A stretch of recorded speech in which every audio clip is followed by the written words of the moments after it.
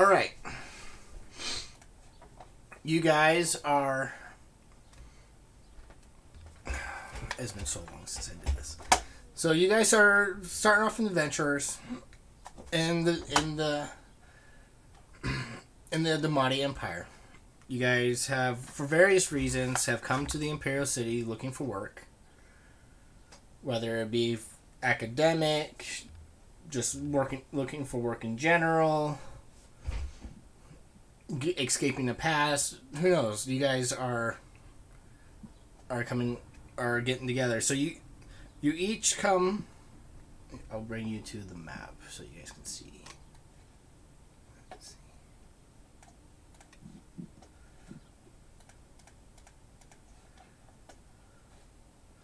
This is my rough map as of right now. But you guys are all meeting up at the Imperial City. I'm still on the splash page.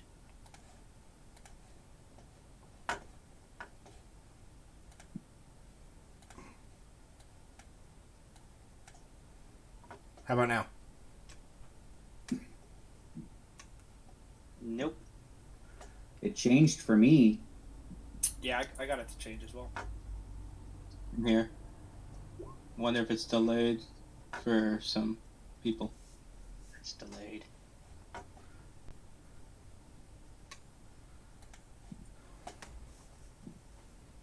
Let me know when you get to the map. Yeah, I'm on the map. Okay. So this is the land that you guys are starting in. You guys made your way to the Imperial City and made your way to the local guild, where you've been, where you know that's a great place to find work. The guild is the location of the guild is in the kind of the low quarters of the city, kind of the common district. One by one, you make your way in. I'm sorry, Connor. What's your character's name again? Caradwin. Caradwin. You would probably get there first. Well, if you're not early or late. So, yeah, I'll walk into the guild. A wizard arrives precisely when he means to. Exactly. Precisely when I mean to. So you arrive in. It's kind of your standard. It's a small hall. There's no rooms. It's not like an inn. So it's kind of like a hall. I would say. There is a front desk and everything like that. You go in, you check in, and you make your way to the notice board, and you do see that the receptionist is. Hold on. That wasn't me. The ring for service bell is pretty loud. I had a. Is the food ready? Barry says that we're having swan for dinner. So you make your way toward the notice board, and you notice that the town of Gloomstake is looking for adventurers to help them out with the local area. There has been a dragon. It hasn't been attack. There's no attack, but there has been a dragon sighting. They would like some reinforcements. I would say, kind of help out and just in case of an emergency. But yeah, nobody has written their name. Nobody has taken up the quest. They're looking for a venturing party, so you're kind of the first to get there. I look around to see if there are any more seasoned adventurers rather than myself that might be willing to risk life and limb against a dragon.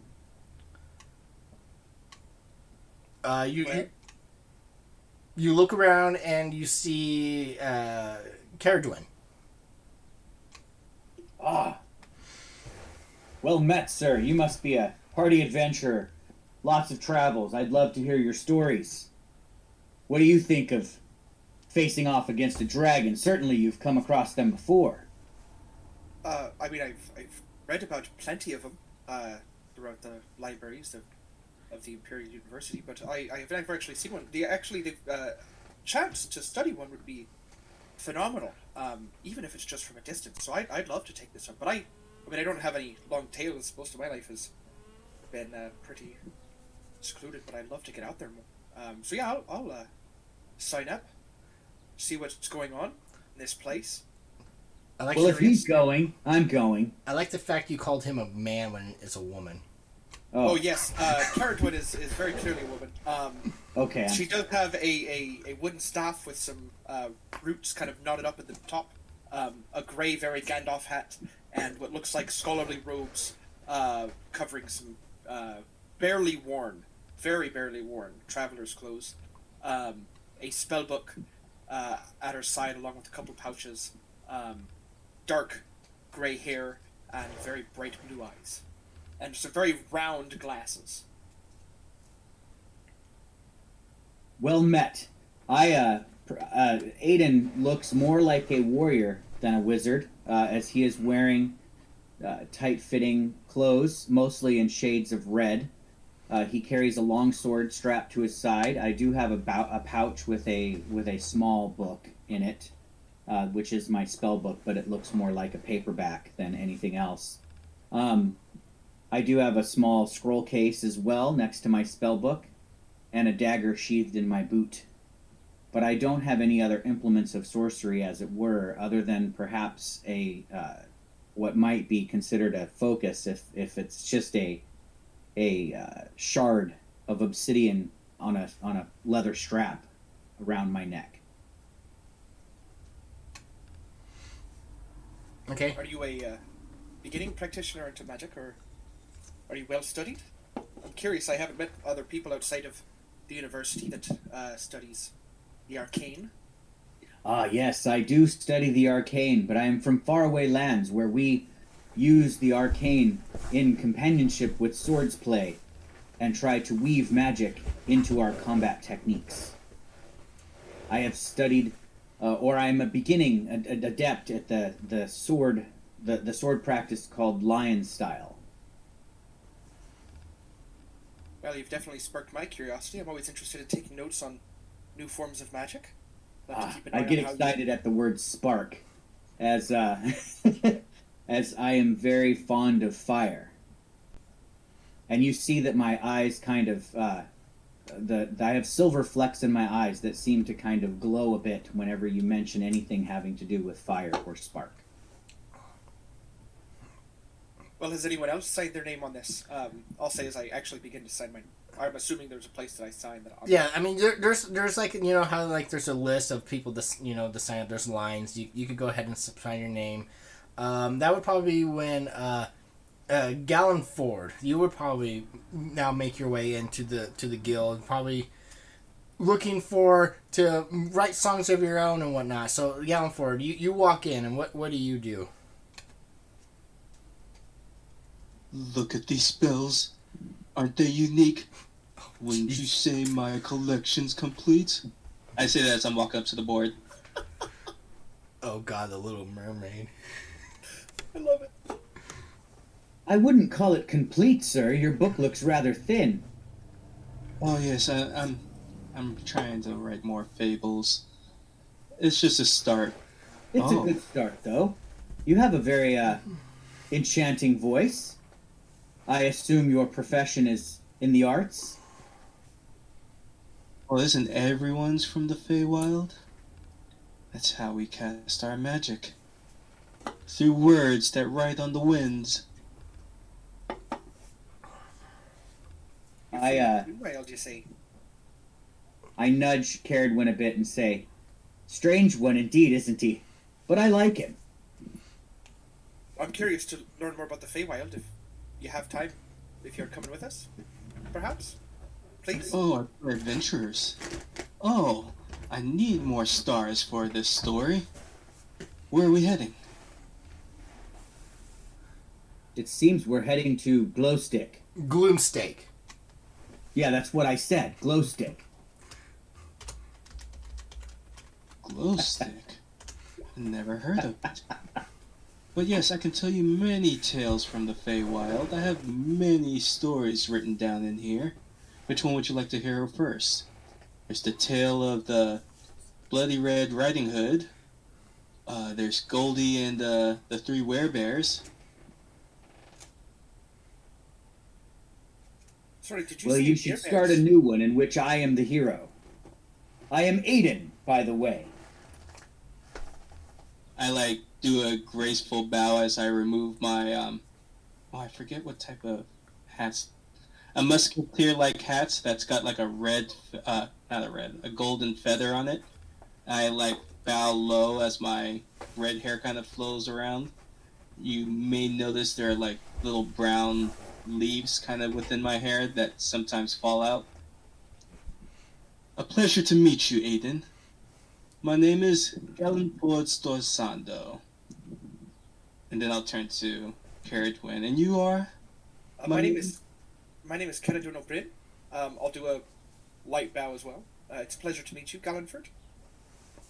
Pleasure. Sir Gallanford, is it? You have a air about you. It's No, sir. Just Gallenford. Perhaps all those in the Fae come across as somewhat regal. Oh, maybe a few. Some may come off mischievous. Be careful which ones you talk to. Indeed, I'll follow your lead when judging their character. Yeah, don't get me started on the one who likes to call himself the Pied Piper. Now, he's just wicked. Interesting tales indeed. Perhaps when we're on the road, over an open fire pit, having dinner, you could share some of these stories. Oh, yes, I love telling all these tales.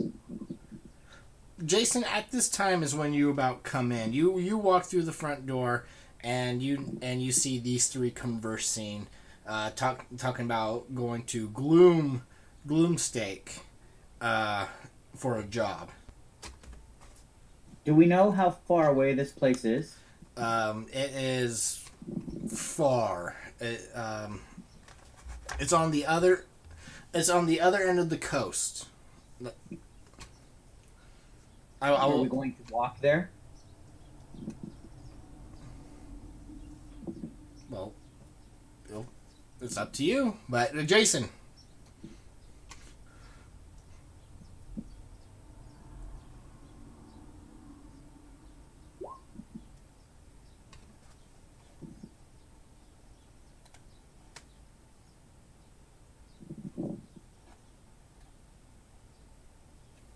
Jason, you there? I know he's been having bad internet service.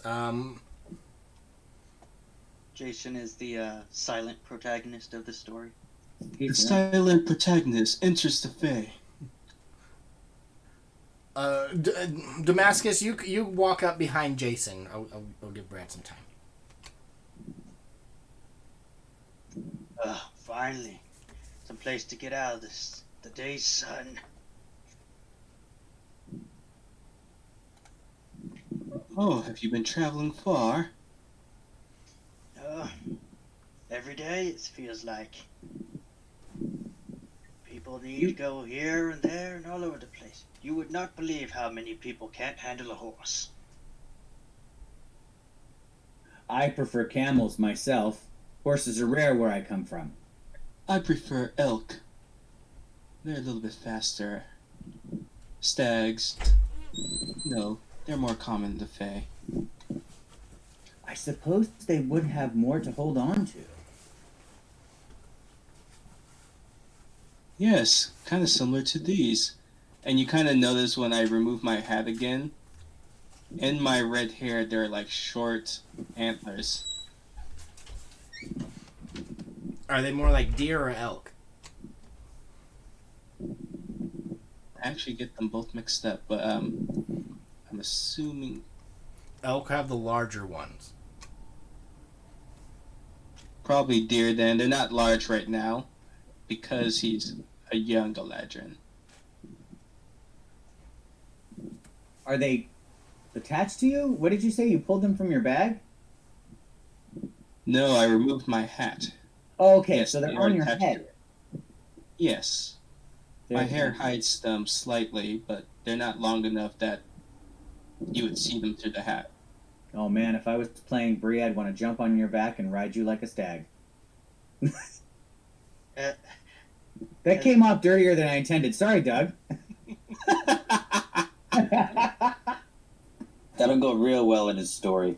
Right? If there was a little halfling girl here who was mischievous, that's what would be happening right now. Damascus will take his own hat off and run his hand through his hair subconsciously. It's like, boy, it never ceases to amaze me the kind of folk you meet in the capital. So what brings you fine folk to this establishment? So, I'm sorry, Damascus, did you say that you were glad to get out of the sun? Yes, I'm a working man. So, do you not like the sun? Do you prefer the dark? Oh, the sun's very, very nice most of the time, but when you've been out in it all day, it's nice to be in the shade. Okay. I much prefer the sunshine over the dark. Same as well. But I take it you have it easier with the heat than one such as myself. I do like the heat. Very observant friend.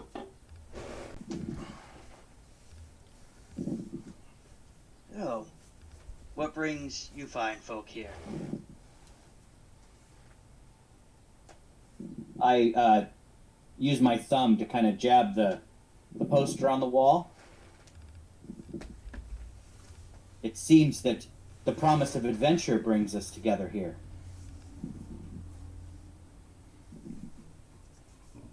Lobby. Some dragon messing around in one of those far-off towns? Oh, I didn't even look at the board. You did not mention a dragon.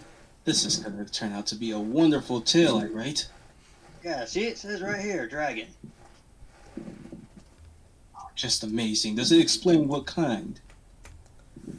Actually, it does. White. Ooh, this might be as bad as the Winterfell. Yeah, there's just been sightings of it, no actual contact with it. Jason, are you able to? Can you speak? Sort of. Okay.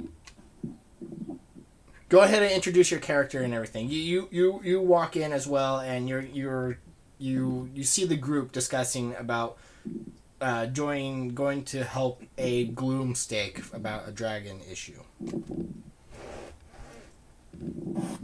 Could you guys use one more? I need the work. Jason's got his long coat and his hat, and you notice that he's got two different color eyes, a blue and a gold eye. I will say the more, the safer, in my opinion. There is safety in numbers. I'm Jason, by the way. Jason Glowmore. A pleasure to meet you, Jason. I am Gallenford. Oh, I didn't even catch your name, sir. Name's Damascus Bragg. At your service. A pleasure. I'm Caradron O'Brien. Nice to meet you all again. Well, some of you again. Oh, excuse me, milady. Didn't see you there. And he will tip his hat to Caradwin.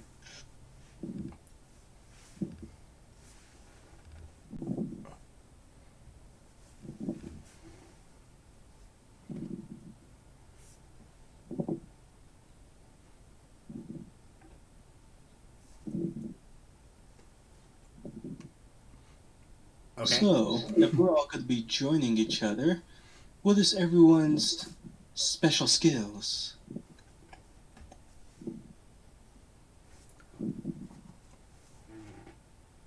Well, I'm a bit of a talented musician.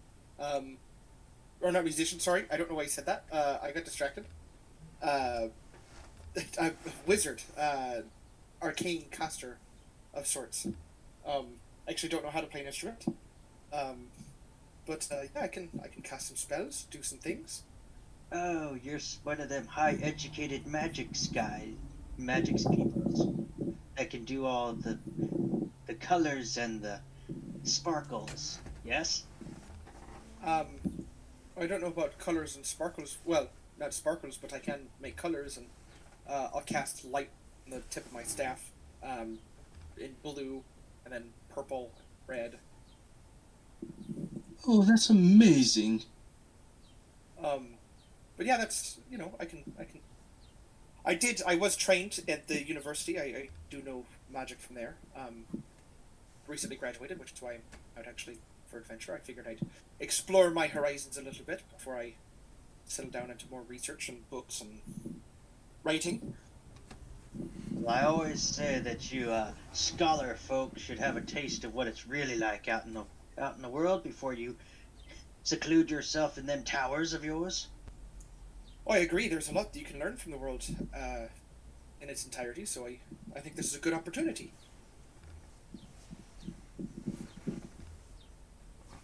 Yes, well, don't you fret none. I've lived my whole life in those wilds, taming them. Horse, rancher, farmer, explorer, you name it. Fantastic. Just fantastic. You guys know this. I'm like writing down everything.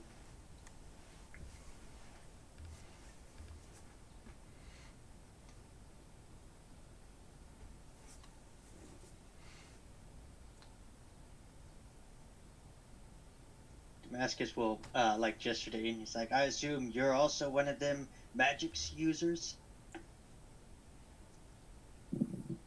To whom? Sorry? To Aiden. I do utilize magic. However, I favor magic that utilizes swordplay, as is the style of my people. And I tap my trusty blade, sheathed at my side. I am still in training, however. I have not mastered the practice, but I am getting better every day. Yeah, that's what you got to know. Never too old to learn. I myself favor a blade of my own, and so Damascus is he's it looks like he's always covered in dust. He's got a scraggly beard, cowboy hat, duster, and some riding boots, and on one side he carries a woodcutter's axe, and the other a length of rope.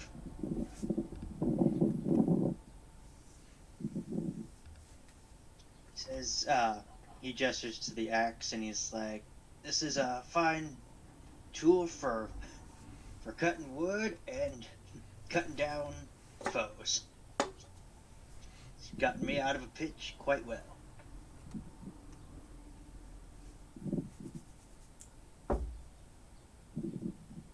Amazing. I wonder who will be the main character of this tale.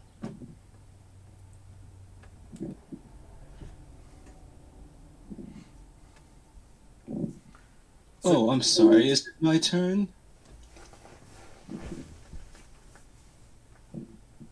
Well, obviously, I'm a storyteller, sometimes a poet, sometimes a singer. But I can cast spells as well. Take this. Someone, go, like, just 10 feet from here real quick. Oh, I'm always curious. I'll step 10 feet back. Once you step back 10 feet, I'll kind of step back a little bit. I'll pull out my lute, and I'll just play on it. I'm casting message, but I'm casting it by playing on the lute, and I'll just be like, "Tell me, can you hear me?" And then you'll suddenly hear it in your ears.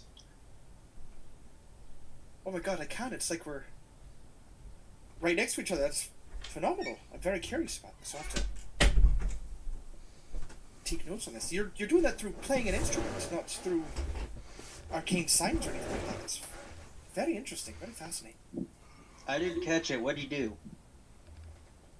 Oh, I heard him in my head I'll walk back. Just one of the gifts of using the spoken word to cast magic. But there are other techniques, and I'll draw my rapier. Ones that require the blade, similar to this one here.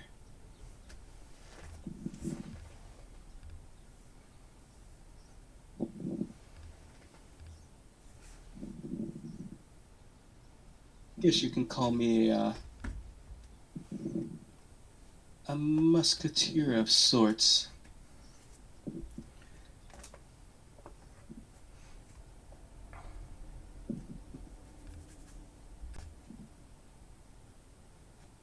But enough about me. How about you? Jason, was it?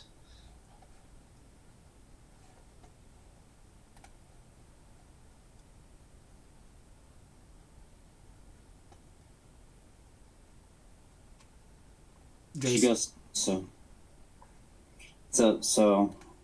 I went to the magics and I didn't do so well there either. So I've got some magic, just not as I don't have the title of wizard. So I mostly just record the books into other books. But I'm hoping adventuring is going to be my thing.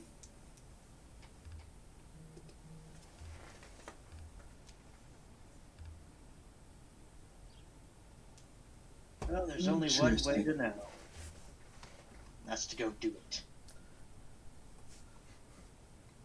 So you guys sign your names, and you go up and hand it to the receptionist. She takes it, jots it down, and then she she said it's gonna take a bit, but you're no rush. There's no real danger as of yet. There's only been sightings, so the mayor there just wants kind of a precaution. So you're able I'll send word ahead, but you can leave whenever.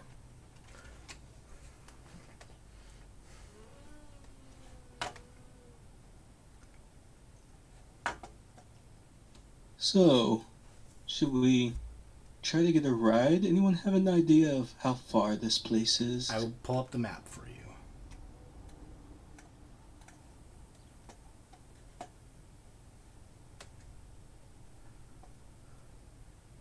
Are you guys all on the map? Indeed. Yes. Okay, you're up here at the Imperial City. Gloomstake, the town, is all the way down here.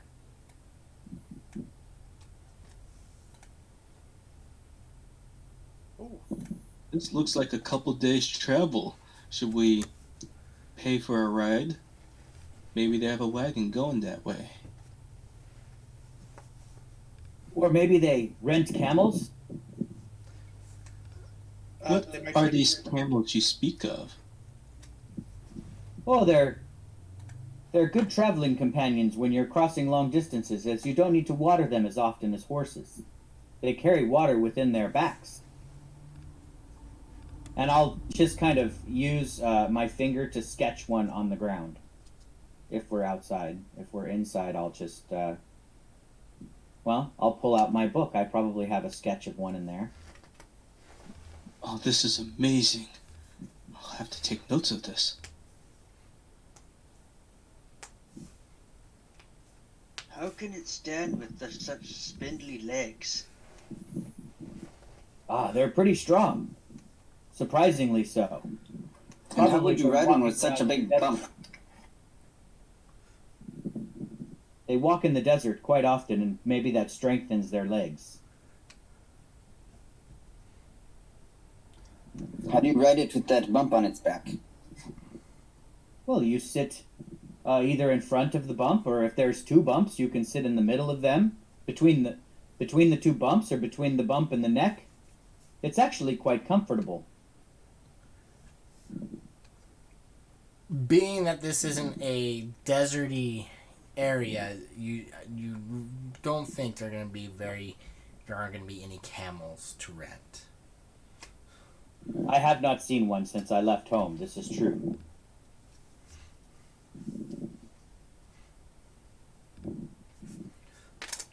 So the quickest path you guys will be taking will probably along the coast. You'll be passing Eleanor, the town of Eleanor, the city of Aeolipoli, all the way down to Gloomstake.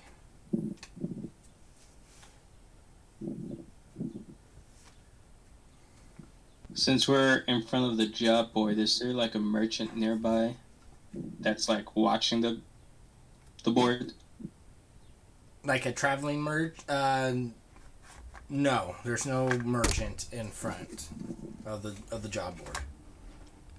The job board's inside the building. You have to walk out, and then you would have, if you want to try to go a little shopping, you can either do it in the city or you could do it on the travel to other locations. But I mean, you could easily find the market district.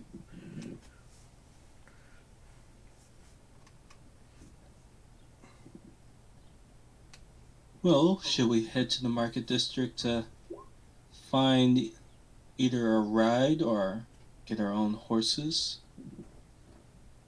Way ahead of you on that, my friend. And he's gonna whistle for Harvey. Harvey! You see a horse trotting up. Harvey is a cinnamon-colored horse, completely tan. And Damascus will just take the reins and lead him. Just perhaps if we can procure a cart, Harvey can take us the way. Oh, that's an amazing idea. Let's go search for a cart. I do have a few pieces of gold left.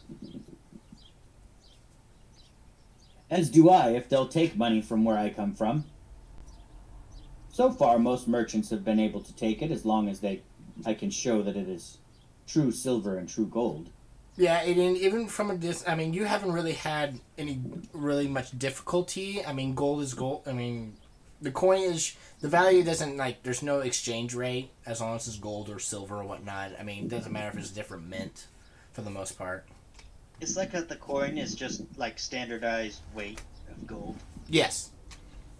I snap my fingers, and a hawk appears in the air above me, a rather large hawk, falcon-sized, and swoops down and lands on my shoulder. Looks like that. With fiery gold coloring on the inside of its wings, and like a blood red feathers on its head and chest. Ah, Cinder, it's good to see you. Oh, you are skilled at speaking with animals. That is awesome. Well, this Shut one, this down. this one is more than an animal to me. It is a traveling companion, a friend for life. I've seen many hawks in my days. I've never seen one quite that color. This hawk is called a blood hawk, native to the lands far to the south, where I come from. Zakara. I wanted to say Zeracania, like from The Witcher, but Zakara is where I am from. Think of Zakara kind of like Egypt, the Middle East. Yes. We build pyramids. Yes, there are pyramids there, and mummies.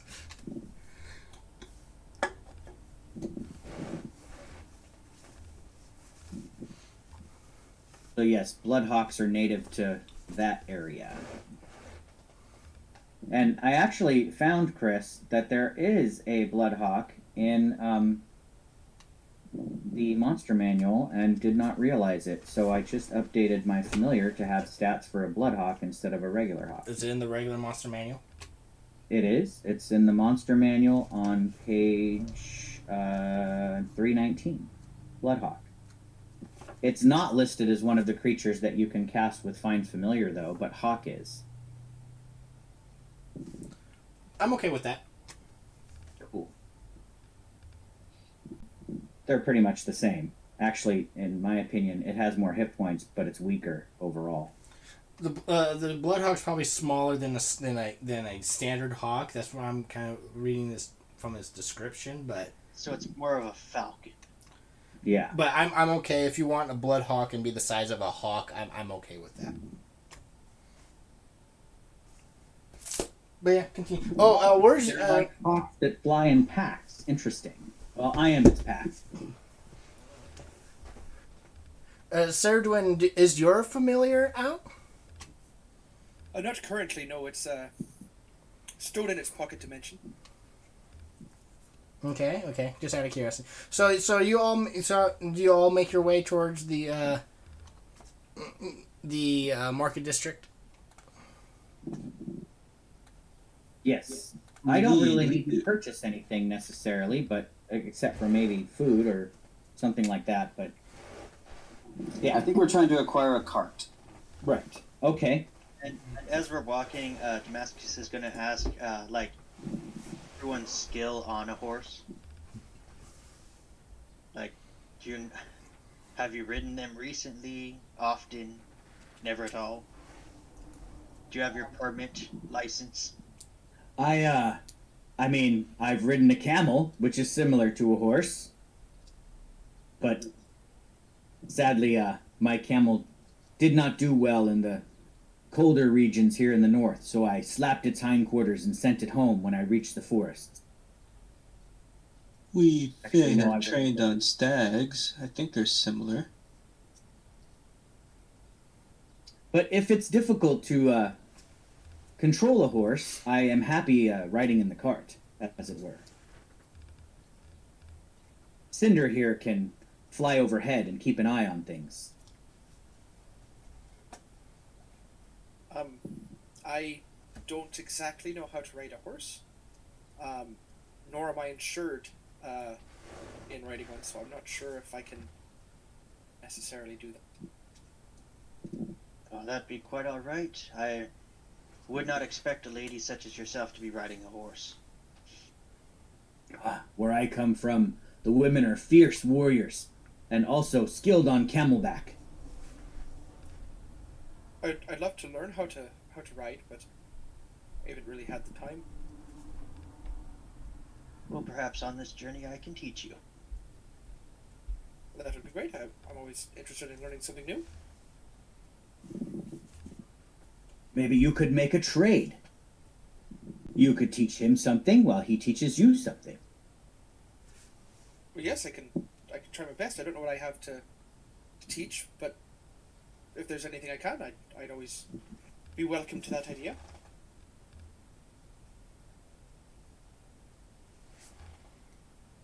Well, let's dwell on it for now.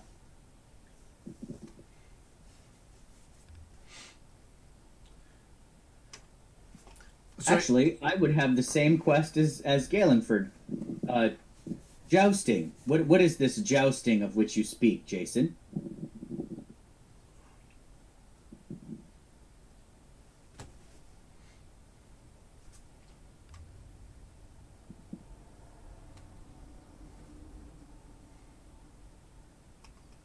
I'll be sure to make sure there's music next week. I didn't have time for it this session.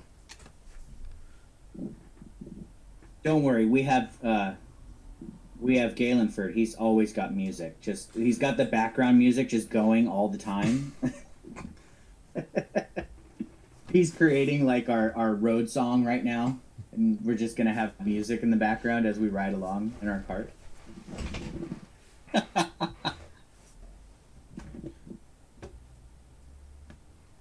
A spear while on a horse. Ah. Very interesting. I would like to try that someday. I would not, but I'll watch it. Me and the boys used to have our own practice jousting. Never could get into those official tournaments, but we had our own official tournaments back home.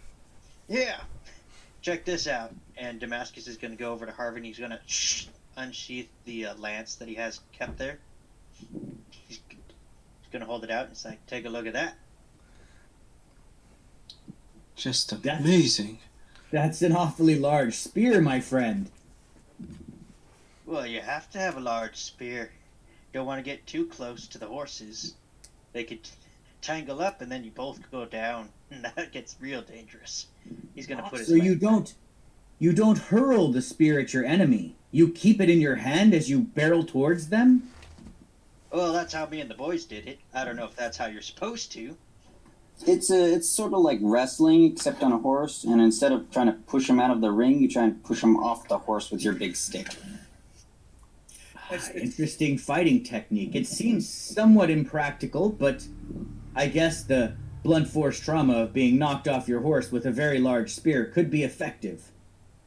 Well, it's not, at least from what I've read, it's not, and little I've seen, it's not for battle, it's for festivities. It's a test of skill to remain on the back of a horse, less to beat someone. Though I'm sure that's part of it as well. Well, when we did it, we did it to beat each other with sticks. So it is a small part of it. It would be rather formidable to see an entire charging force in the army barreling down upon their enemy with large sticks in front of their horses. A terrifying sight to behold, I imagine. I'll have to take this back home. Well, that reminds me of a tale. The name kind of escapes me right now, but the end was epic as these warriors rode down this hill with many blades drawn, only to pass over their enemy because of a light flash from a mighty wizard. Really? Nice. Must be a relative of Caradwin's. It could be. Did the wizard have a hat like Caradwin's hat? I believe so. I do not know the name though. I may have Did you to sew that hat yourself, Okay. Caradwin? Perhaps that's a skill you could teach us. No, I purchased it. Ah, It's part of the set. I'm sure it does well to keep the sun out of your face. Damascus might be interested. Well, yeah, it's a wide enough brim that it can do that. I can show you where I bought it if you like. It's not overly far from Guild. The bargain shopping skill. I like it. All right, are we at the market? Yeah, you guys make your way to the market district. So you see, there's some stalls, some carts, and stuff like that, and shops. Think of it as a little bit like like like your medieval, like you're going through a market, like kind of like in the desert type deal. Like Aiden, you know what you're talking. Like you're a little bit familiar. There's a bit of a market like that going on today. I nudge Galen Ford and say I heard a story once about a street rat who used to run around in markets like these with a pet monkey, stealing things from people. You've heard of Alibaba? I I have. love this tale. I've heard this tale. They tell it where I am from. I'm surprised that the story has made it this far north. But he became a prince. Could you believe it? A prince. From a street rat. Oh, you see, he was always a prince. He was just misguided and found himself on the streets for a time. The tale is very tragic. You must have a different telling. In our tale, he defeats the evil wizard and runs off with the beautiful princess. Oh yes, I must have a different one. Being a bard yourself, other people kind of add their own version. So the truth, there's some truth to every story, but each has their own version of how the events happened. Indeed, the voice from the sky says there's truth to every story, so whatever I make up is true. Aiden's gone crazy. Whatever I come up with in my head will have some truth to it. So looking for a cart specifically, you would know they'll sell them close to the stables, next to the horses. They kind of go hand in hand together. So, are you guys making your way straight there, or are you gonna do a little shopping on your own? Or are you gonna try to look for other things? Maybe we should get the cart first. That way, after we have our ride, we know how much funds we have left for anything else. Do we know how long this trip is going to take? It's gonna take a week at the most. 5 days. Okay, so I'll probably need to secure a bit more feed for Harvey if we can't find any on the road.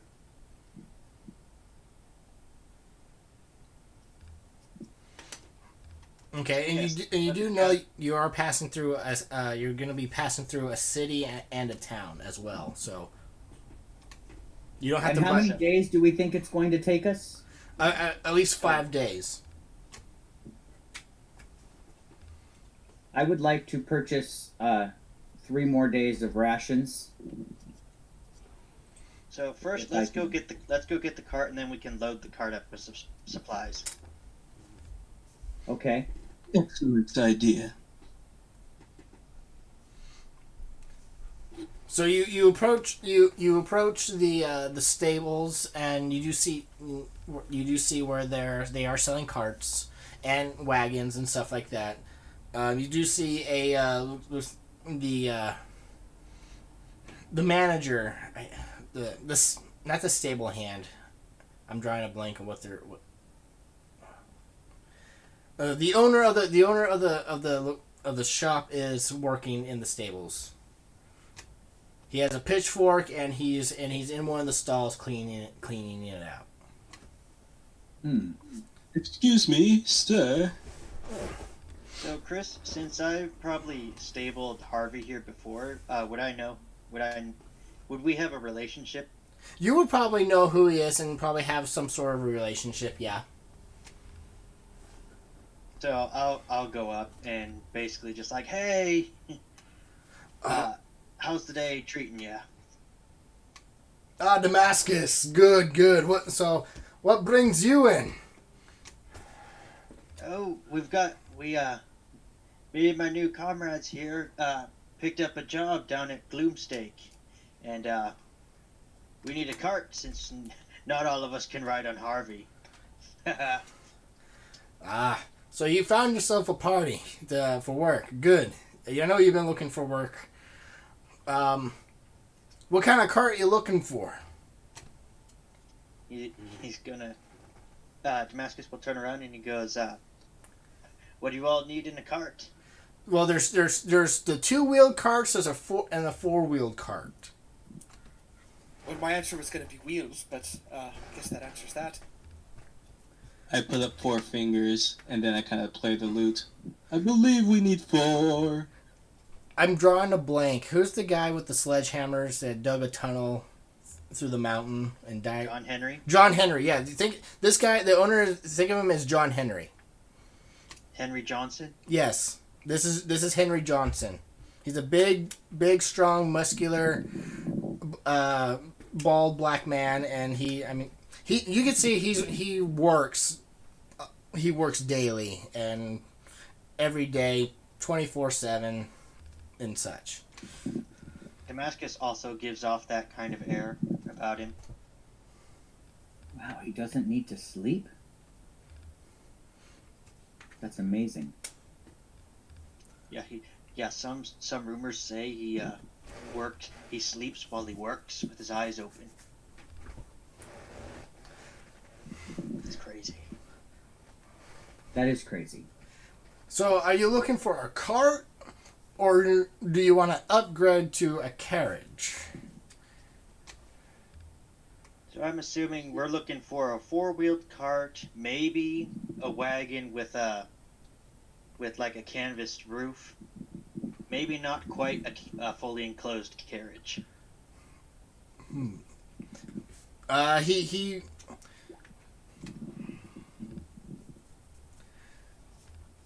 So he goes up. Well, it's not new, but it's not exact. He goes up to a cart. I'll cut you a deal. I'll give you this one. And it's not a covered cart, but it has the 2 4 walls, and there's like benches in it.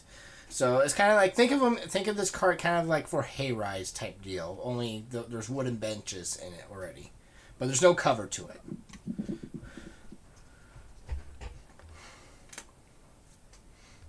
This is amazing for the start of an adventure. Could a cover be added to it? Maybe for a favor or something? For extra. I can always spread tales about your work.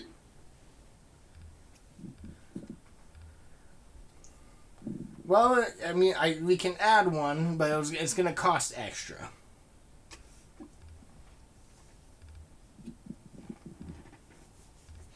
Like, what's your price range? What more could you do for 5 gold and someone spreading tales of your works to bring you more customers? He leads you over to one of those personalized chariots, and it's kind of it's been used. It's been it's like a racing chariot.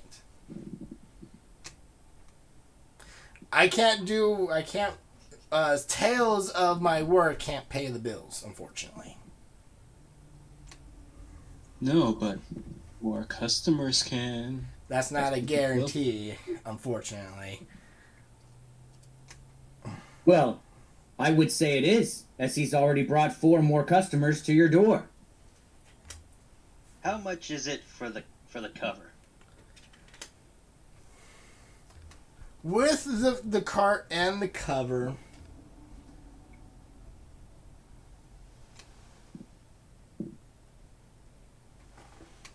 I'll cut you a deal and give it for 15. How about this? We will agree to pay you 5 gold pieces, and you can bill the Adventurers Guild for the remainder.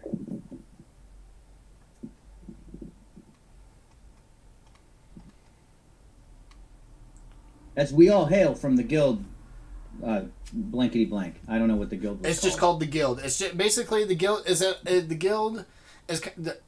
basically called the guild because it's a meeting hall for adventurers to meet up in locations. It's not like an official guild. Well, they have a front desk. Certainly, you can deal with the front desk. There must be a guild master. I lean towards Caradwyn. Is that how that works? Were we supposed to sign up with the guild? Well, we all signed our name on a contract. I consider ourselves employees of the guild now. I think that we're kind of self-employed, self-contracted. We're not really employees of theirs. I mean, they might take it out of the final cut, but that's assuming we live. And I don't think they take that risk. I think anything we pay to get there is going to be out of pocket. Damascus is going to pull out 12 gold coins, and he goes, this is all I can spare at the moment. Would you... Well, you don't have to pay all of it yourself. I can... I still have 5 gold to spare. I think we can just pot of this. I'll pull out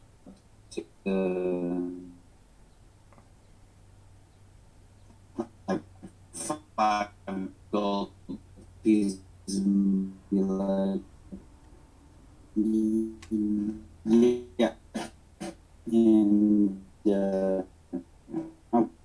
I'll cover the rest here.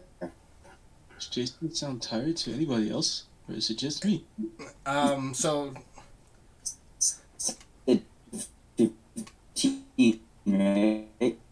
and he's cutting you a deal already because he's been working with Damascus and he knows Damascus. I can put some money in the pot.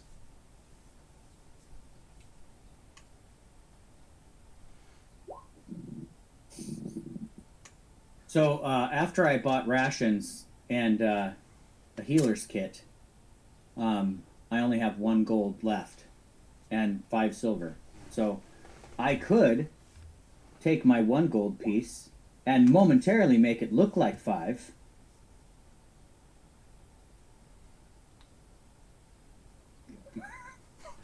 God, you're trying to swindle him.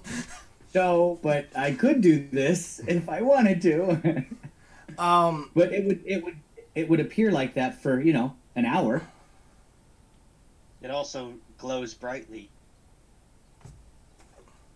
No, you create an illusionary image that can fit in my hand, or a non-magical trinket, which is like a gold coin. It doesn't have to glow. It looks like three of us have already put 5 gold down, which should That should the cover it. cost. Well, then I shall owe you a few gold pieces for riding in the cart. I'm sure that I will more than make up the cost in my sword skills. I also purchased a healer's kit, so if one of you should get injured, I can help bandage your wounds. Well, I too have one of those, but I like to call on the winds to heal wounds. Ah, you have that magic? Oh, it's more of calling upon the aid of other folk from the Fae. Well, that should prove useful indeed. I have this magic, and I hold out my hand and summon a small ball of fire in my hand. Oh, that's amazing. Damascus is gonna snuff that out. He's like, not next to the hay. I close my hand, yes, and put it out. So, do we have a deal? I believe we have a deal. All right. So he will take Henry, kind of fit him up for the cart and everything like that. Make sure Harvey. Sorry, not Henry. Attaches himself to the cart. God damn it. So yeah, so he fits up Harvey and everything like that. He does throw in, because he likes you, Damascus, a few 2 days worth of feed for Harvey, because he's pulling a wagon. And Are we going to be traveling near a body of water? Fresh water? Well, we'll be traveling along the coast. You can actually boil salt water to get the salt out.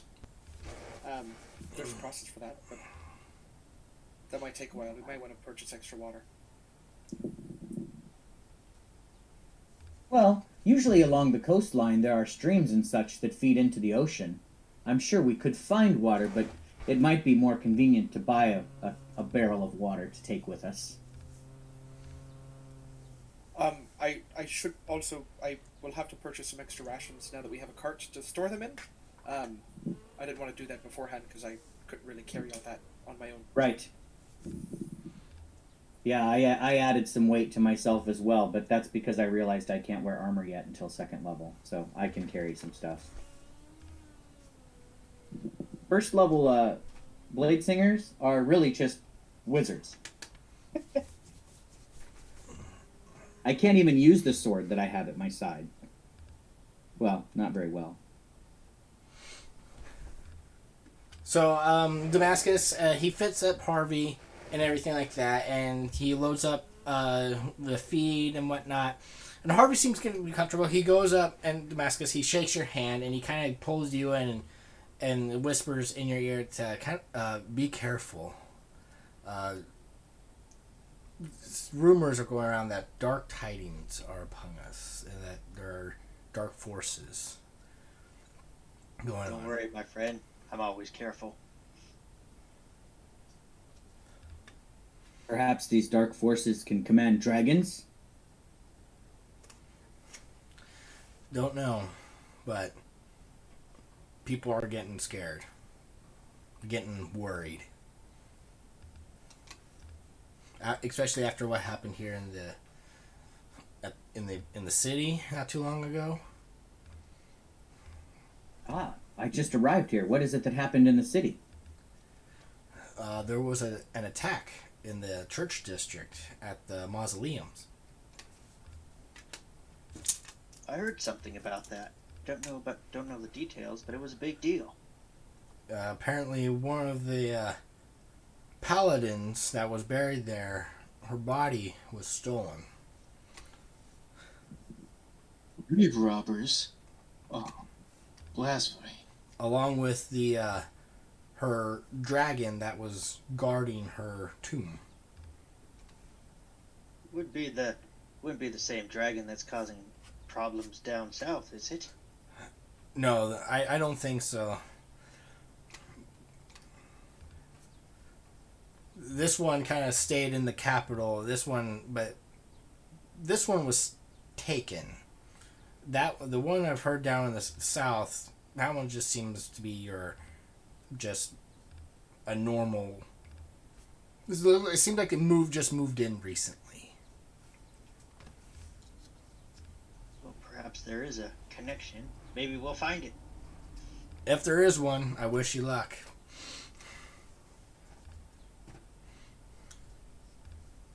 I thank you for all your help, Henry, and may we see each other once again.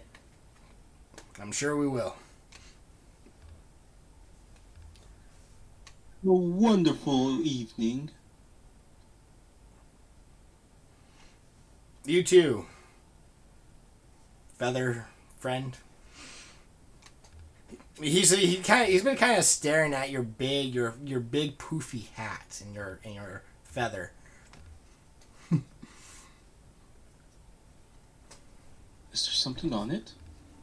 Nope, just don't see much of people dressed like you around these down here. They usually stay up in the fancy folk usually stay up in the noble district. Oh, I didn't realize I looked fancy. Is it the colors? Just the outfit. But you're fine. You're fine. If you're gonna get going, I suggest you get your supplies and get going. Oh, he's right. And I'll kind of rush over to where I can buy some rations. There's a general goods store and everything like that. You could definitely find that easily enough. And if you're looking for a casket of water, you could definitely find that's easily to procure as well. That a casket of water will probably cost about 2 silver. Damascus is gonna pay for 2 casks of water. Okay, that'll be 4 silver. How much is a ration? The same as it would be in a player's handbook. And is that 2 That's silver? 5 silver. They're 5 silver each. 5 silver. It's 1.5 gold for my 3 days of rations that I usually buy. So we each get 5 days worth? Yeah, that'd be 2.5 gold. Well, that is if you don't plan on stopping. Again, you are traveling. You're traveling next to a town and a city before you hit. Yeah, I bought 6 days just in case we get lost on the road. But I think 5 days each should be enough. I already have 10 days of rations on Harvey for myself, just in case. Yeah, so if we end up running out of food and we're lost, we can just share food. Or hunt. Can somebody hunt? Does anybody in the group know how to hunt? I've Uh, done a bit of hunting in my day.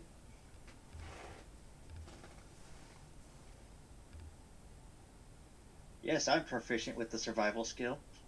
Ah, excellent. Well, then we should be set. We are a good group. I can cook the food with my fire, and I hold out my hand, and fire appears in my hand. I batted away again. I told you not to the hay.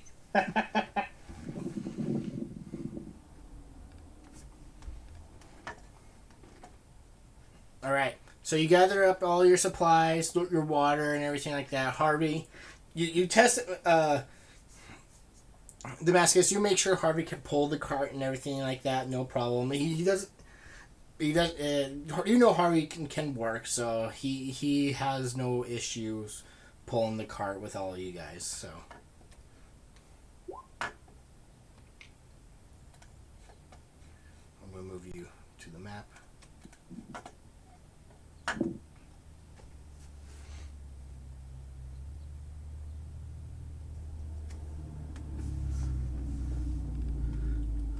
So you're starting at the Imperial City. It'll probably take about a day to get to Eleanor. That's a town. Is there Is there a road we're traveling on? It doesn't. I can't see if there's a road. I haven't added a road yet, but yeah, there is a road to leading Okay. to. Is it a well-traveled road, or is it like it's a coastal road? So is it? What's it like? It will be well traveled. There it's not like a trail. So this is a road, a dirt road, and everything like that.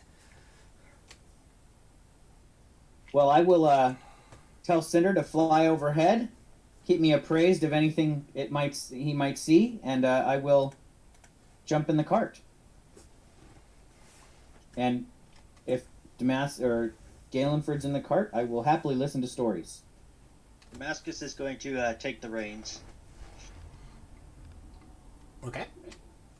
Oh, I can also share stories of my own for Galenford's enjoyment, as I do have the far traveler background. So I have come from far, far away and can talk about my area where I'm from. Oh, that's amazing. Do you want to go first? Sure. This is my trait. So sometimes I can share stories about my distant homeland and get people interested in me. Is everyone in the cart? Yes. Alright, Damascus is going to whistle, and Harvey is going to set off. All right, Harvey sets off and starts pulling the cart and makes his way down the road. So where I come from, magic rules the land. Powerful wizards often use magic as a way to subjugate the people and keep them in line, the common folk anyway. Those who have magic are said to be blessed by the gods, and therefore are gifts to humanity, but some use these gifts for nefarious purposes. One such wizard was one named Al-Zaketh, and I kind of spit that name a bit when I say it. He was an evil wizard who employed young aspiring mages into his service in order to steal scrolls and magics from other wizards that were his enemies, that he saw as his enemies, in order to steal their power for himself.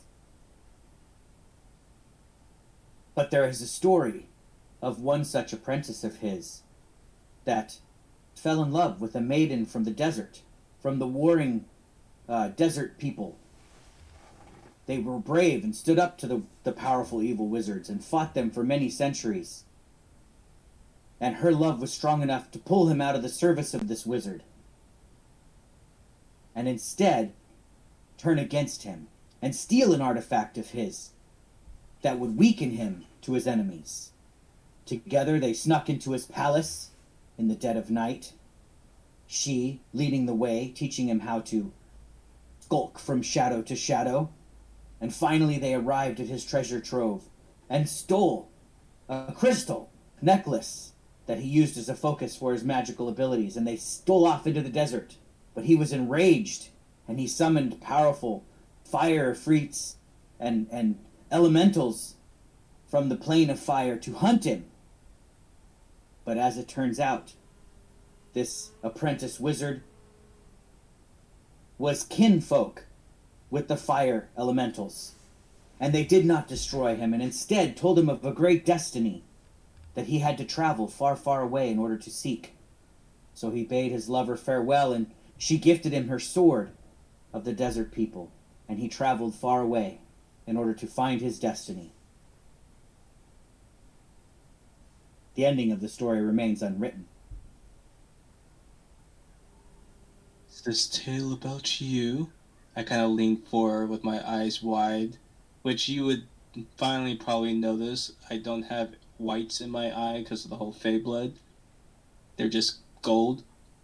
They're just solid gold orbs. Yep. Okay. With little flecks in there. That's nice. I'm actually quite intrigued by that, as my eyes are kind of strange as well. Not quite as striking as yours. Mine's more subtle, but it's definitely different than normal.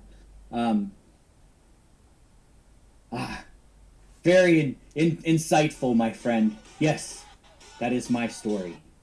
and yet the ending remains unwritten. But the next chapter involves all of you. I drop my book and loot and I like reach for your hand. I would be honored to finish your story. And I would be lucky to have one with your talent to write it. Oh, it's gonna be amazing. It's gonna be legendary.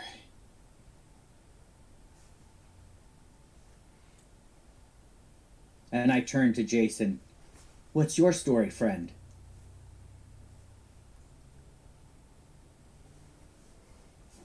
I believe I've told you my story. I went to the military academy. They didn't do so well. Went to the magic school and it didn't do so well. So I'm hoping adventuring is my thing. Well, as they say in some lands, the third time's the charm. And if this is your third profession, as it were, then perhaps luck will strike you. I'm sure hoping that this is going to be my thing. Edwin, your accent is strange, like mine. You must not come from around here.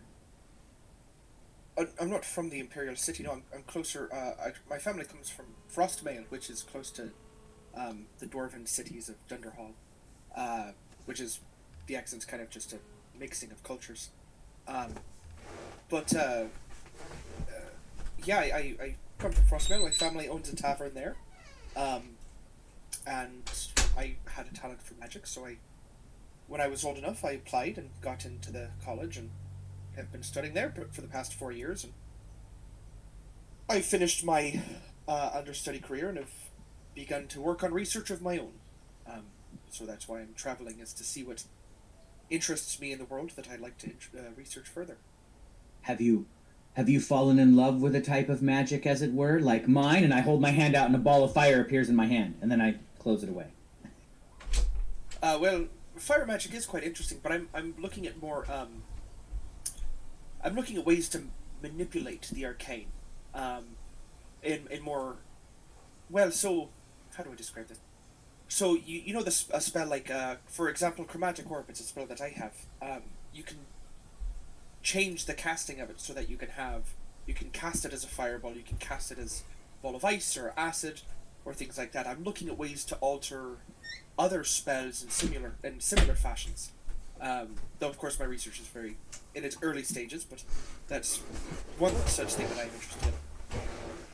I too know that spell, as that magic must have traveled across many, many lands, and it is quite useful to be able to use magic that could harm any creature, no matter its resistances, any opponent, as it were. It is something I figure would be good to study while adventuring. So that's kind of where I'm at. I'm hoping to learn how to do it with more advanced spells, like, for example, I'd love to be able to cast a fireball that can burn the flesh of an undead with the radiant light of the sun. But that's, wishful thinking at this point. Fascinating. We have a similar spell. That's fun. It's like literally the only combat spell I have other than Produce Flame. Same here. I got my cantrip and I got that spell. Everything else. Yeah, and actually my Produce Flame is from my race, not even from my magic, so it's not a very powerful spell. But yeah, cool.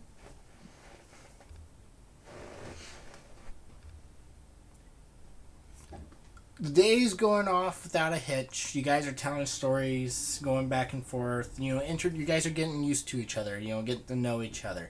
The sun is starting to set, but you do see that coming up close. You get, though. You guys probably left around the Imperial City around a little bit in the afternoon. So you're about halfway to Eleanor before when it gets to dusk. Really? It was going to take us a day to get here, so we're just traveling too slow? You guys left. You guys left in the afternoon, so. Okay. Well, We're technically right on time. should Yes. we should we stop for the night as it gets dark, or should we just ride on through? Since this is a well-traveled and safe road, we could take shifts at the helm, as it were. Well, it is Damascus's horse, so maybe he decides whether we need to stop or continue. Oh, we might need to rest the horse. I forgot about it. I was gonna say the horse needs some rest too. It is true. Camels can walk much further than horses without resting. I'm sorry, I'm used to the camel, who can travel many, many, many hours under a burning hot sun without rest.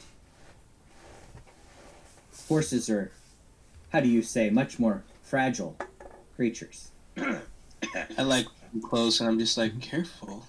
I wouldn't insult the horse.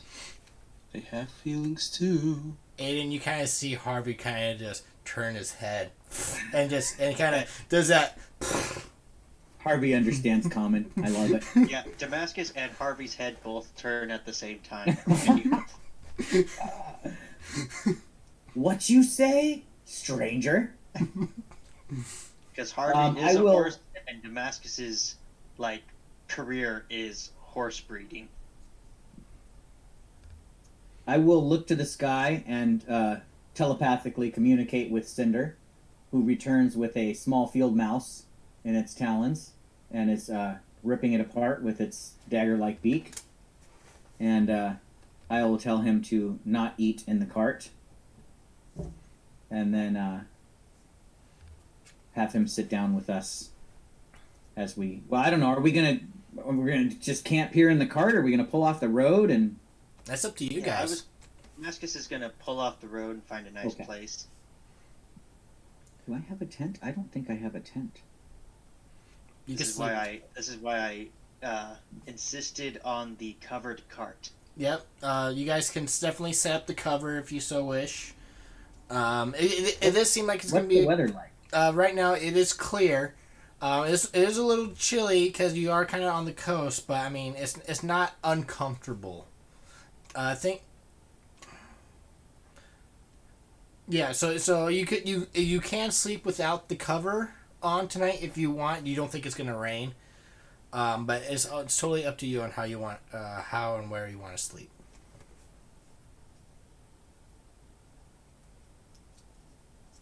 Well, since we're by the coast and I'm not quite used to the cold weather yet, as I've only been here for a few weeks, I will go ahead and sleep in the cart, but I will start to ritually cast a spell around the cart before I turn in for the night.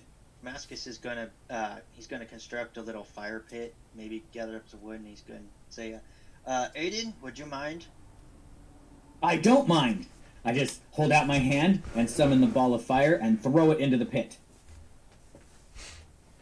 Much obliged. Much obliged. Think of it as this is between it's the ending of spring and it's the beginning of summer, so think of that as that time frame. I could use the weather-wise to light a small campfire. I don't have to produce flame on it, so I'll do that because producing flame is like a little tiny explosion of fire. That might be more dangerous. Yeah, it's like turning on a gas fire. We're just... I just want to light a small campfire, so I'll use prestidigitation. It's less dangerous. Damascus, the fire explodes in your face. No. Yeah, I don't want to do that. So I pieces go everywhere, and he has to build it up again. Yeah, I've scattered the wood pieces all around. No, I'll prestidigitate it, and I will put an alarm around the cart. A 20-foot cube, I imagine the cart will fit in a 20-foot cube. Yeah, you're able to go around and cover the cart with your alarm spell. And I will designate my allies and any animals or familiars that they possess as able to enter and exit without setting off the alarm. So while Aiden's doing that, Damascus is going to unhitch Harvey from the wagon so that hopefully he found some stuff to graze on. Yeah, I mean, you're not next to the forest, but I mean, you're like next to a little meadow, so Harvey is able to go find some tall grass. And before we settle in for the night, or get around the campfire and have dinner, I am going to go try and practice with my sword for a bit.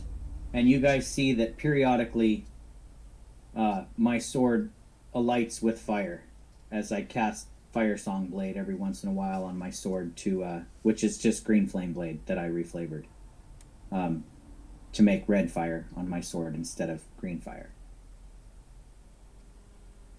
So you'll see, like, momentarily the sword lights up with flame, and then the flame kind of bounces off the blade, and then I have to go stomp that fire out before it catches the meadow on fire.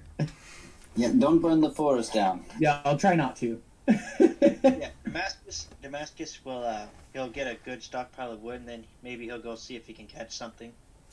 Are you gonna go catch something in the water, or are you gonna in the meadow? I mean, what are you trying to do? Oh, something in the meadow. Okay. I should get a fishing pole eventually, and we can fish. That's great. I forgot about that. That's what you're just you just cast Thunder Wave or Shatter, and all the fish will rise to the surface. Ooh, that's a good idea. This is not Mythbusters. No, this is Fishbusters. Fishbusters. Okay, so Damascus, you go off into the meadow and you set up some little traps. You do find evidence that there might be some rabbits around you. So give me a survival check. Okay.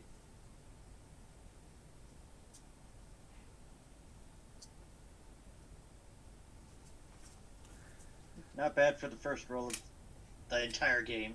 Yep. That's true. Yep, 17 is good. You actually, with the 17, you are able to catch 2 jackrabbits. That sounds like dinner.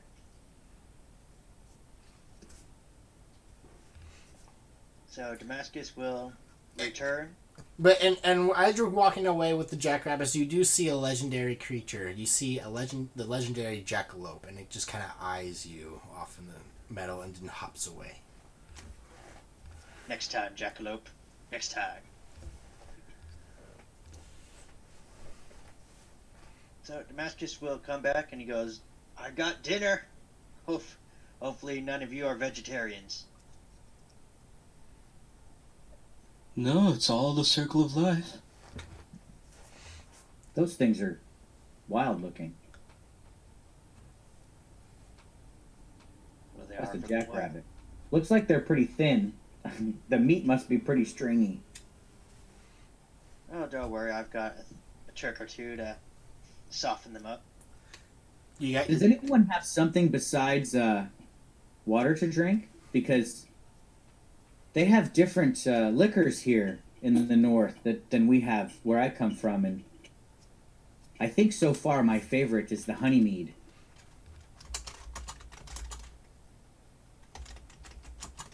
Yes, the honey meat is quite good. Damascus is going to basically, he's going to tie the 2 rabbits up, and he's going to use his leather worker's tools to basically skin them. Okay. Give me another survival check to skin them. Are you trying to keep the hide, or are you just trying to just skin them? Oh, if I can keep the hide, that'd be great. Give me a survival check. Rabbit skin. 10 is good. I mean, 11 is good enough. You are able, since they are rabbits and whatnot, you are able to keep the hide in really good condition and whatnot, and you set it out to dry overnight.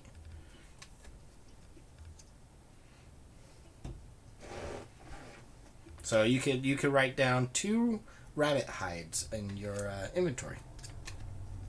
I also put down the roll just in case that you need to know. What, survival? No, I rolled an 11, so 11 level of rabbit hides. Or just 2 rabbit hides, I can do that. I don't understand what you're getting for the 11. There's a different value to it based on the roll. Yeah, Oh. that's the quality. Oh, okay. Yeah. I do that in my game. It's great that they save the rolls, because if they do a survival check and get like an 18, they manage to maintain more value in the item. Okay, if they want I'm to. willing. I'm willing to test that. Yeah. So write down 2 rabbit skins and give them and keep the value of the roll as well. We can. I've never done that before, so I'm willing to play test that and see. It's kind of a helpful thing, Chris. If the players say they want to sell the stuff they've been collecting, then you can determine the value based on how well they roll. Right. So And I agree. These rabbits' hides are like average. Yeah. Which is fine. Or like high end, they're just average. Kind of fun. So far, my players haven't made it out of the dungeon though yet, so they haven't been able to sell anything. Well, you're able to get the hides and you skin the meat and everything like that. I mean, do you make stew? Are you gonna roast them, put them on a spit, and kind of roast them as is? What are you gonna do? I'll ask the party how they like their meat. Well, since it's rabbit meat, a stew would be good. I mean, we could find. Well, we could mix some of our rations in there. We have bread, like dried bread and cheese, to dip it in the stew. That'd be good. Surprise me. Oh, I love the adventurous types. And he's going to pull out his iron pot and he's going to start making it's called a trailblazer stew, which is basically you just throw in whatever you find. I like it. One of these days, we're gonna have to feed Galen for like elk meat skewered on elk antlers as a shish kebab. That'd be fun. That would be evil. Have an elk kebab. That actually sounds like a good idea. I'll actually write that down for when I get an elk this year.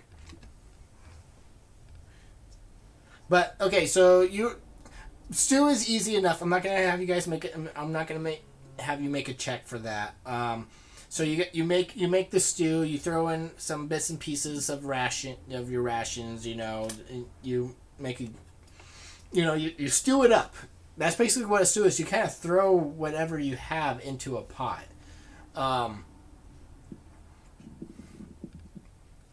Or in our case, since we probably don't have a pot, we'll just use our brass brazier that we use to summon our familiars with. Damascus said he has a pot. Damascus has a cooking pot. Oh, okay, good. Wow, it's like you guys aren't even prepared for a trip. Well, that's what the rations are for. If we're gonna catch food and cook it, yeah, that's different. No, Damascus's whole thing is that this is what he does. He travels. Ah, he's a hobo. The hobo life suits you, Damascus. He's more like a taxi service. He takes people. He's a handyman right now, so he does everything, a little bit of everything. We literally just called an Uber. I love it. Okay. The adventuring Uber driver. It's funny because like everybody else is like from an academy except Damascus. Oh, I never said I was from an academy. Everyone else can use magic except him. Oh yeah. So speaking of, I kind of know what Caradwin and I do, and obviously Galen Ferd is the storyteller bard type. But I didn't really catch on to what Jason and Damascus do for a living, other than I know Jason has tried several two professions at least, and not done too well at them. One was a warrior and one was a wizard, essentially.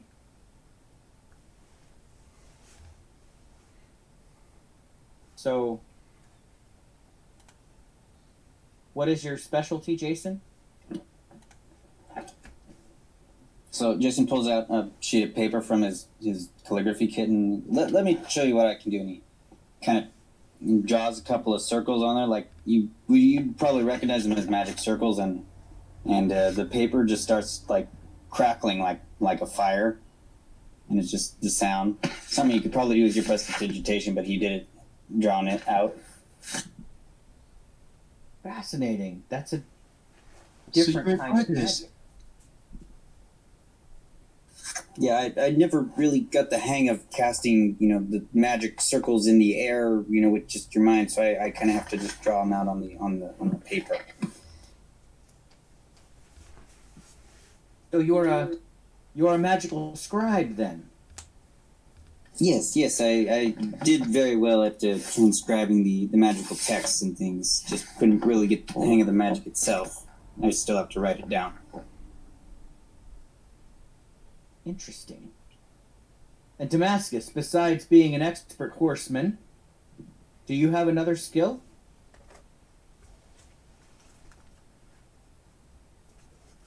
Well, it's mostly just horse riding. I was planning on building a ranch in my hometown of Andrea, but misfortune took it, and now I'm currently in between jobs.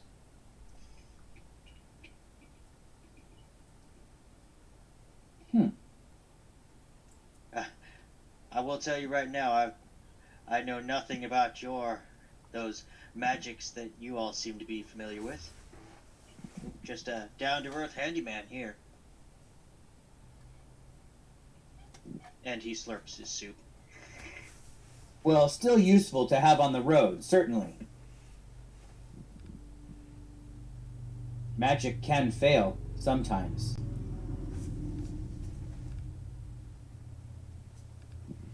Yes, it can. That's what I have this here for. And I kind of tap against my rapier. That said, since Galenford has been kind of playing some music for us, I will reach into my pouch and pull out a wooden flute from my homeland that I am proficient at playing. And perhaps I will try to play a tune from my land. Has a bit of a minor key to it, as it's like Egyptian music, and I do so well at it. So well. I'm very off key. I'm sorry. It probably hurts your ears, Galenford. You blow the whistle and Harvey just starts. For the second roll of the night, or third, I guess, I do really, really bad. At least it wasn't something important. Yeah, right? I got that crit fail out of the way in trying to be the bard. I'm not the bard. We have a bard. He's better than me. But Aiden, starting off not so great, but once you remember the finger movement and everything like that, you pick up tempo and everything starts to sound smoothly. If you want, I can teach you to go along with one of my songs. I would love that. Okay, I'm going to try this song out. The rest of the party can listen. You just try to go along with it. I call this Eye of the Beholder. Rising up, back in the woods. Took our time, took our chances. Went the distance, now we're back for the goods. Just a band and their will to survive. So many times it happens too fast. We trade our brain cells for glory.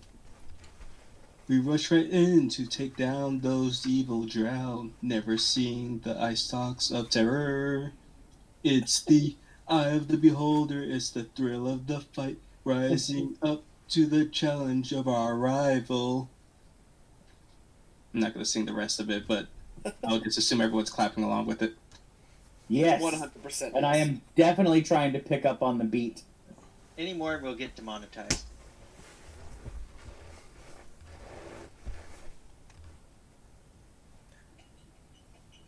Many more songs to help the knights.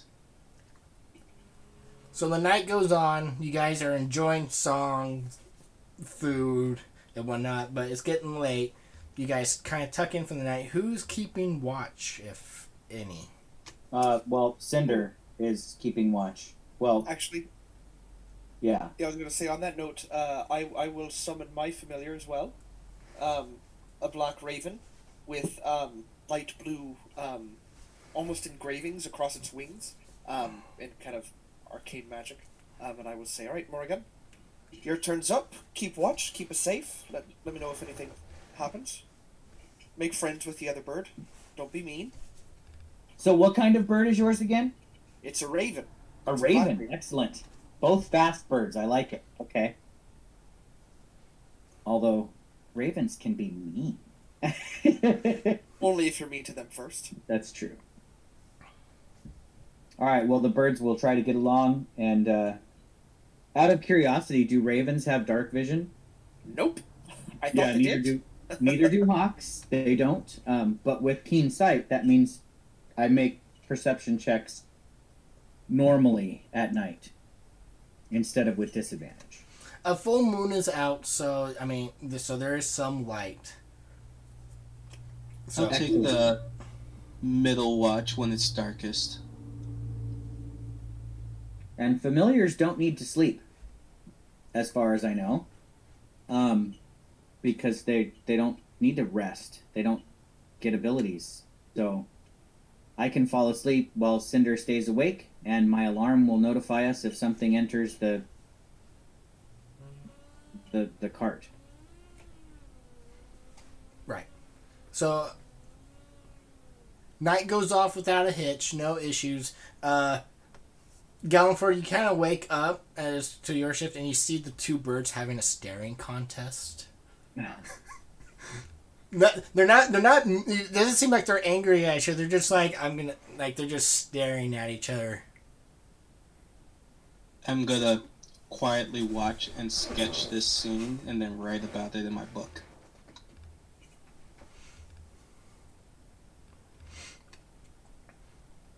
But the night goes off without a hitch. There are no issues. You hear the crashing of the waves on the shoreline. The moon is bright. It was a very peaceful night on the coast.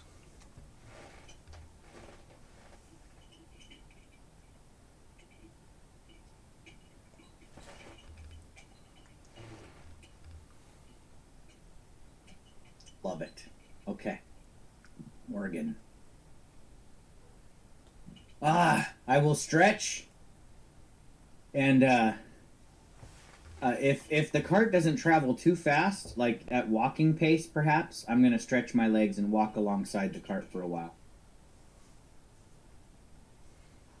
That will be up to the driver, but I mean, so you guys wake up, you make your beds, you kind of do your morning routines and everything like that, and then you set off. Aiden, you kind of walk along the cart a little bit, kind of stretching your legs and whatnot.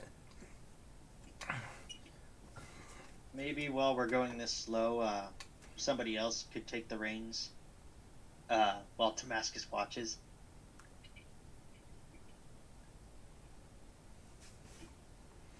I mean, I'd be happy to learn how to drive a cart.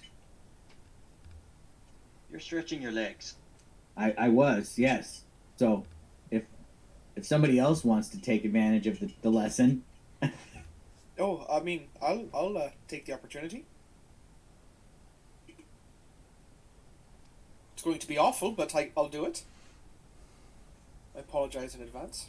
I think you should immediately just start whipping that horse into a frenzy and start it running down the trail. That'd be hilarious. All right, so you get up next on the front seat next to Damascus. He hands you the reins. And he's just like, all right, now you're just guiding him. Let him do the rest. He knows what he's doing. Give me an animal handling check with advantage because Damascus is teaching you. Awesome. Ooh, not bad. Good enough. Good. You at this pace, you are you're taking notes. You're listening to Damascus, and you're driving the cart.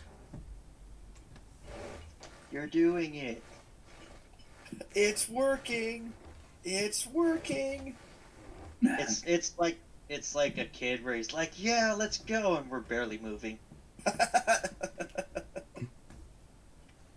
Yeah, some snail is moving quicker than us along the road. Well, we are moving a walking pace.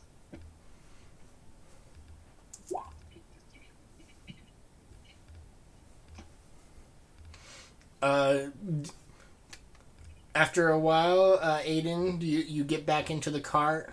Um, you guys kind of speed up a little bit now, and you are eventually make your way to Eleanor. Do you wish to stop in the town, or do you want to continue on?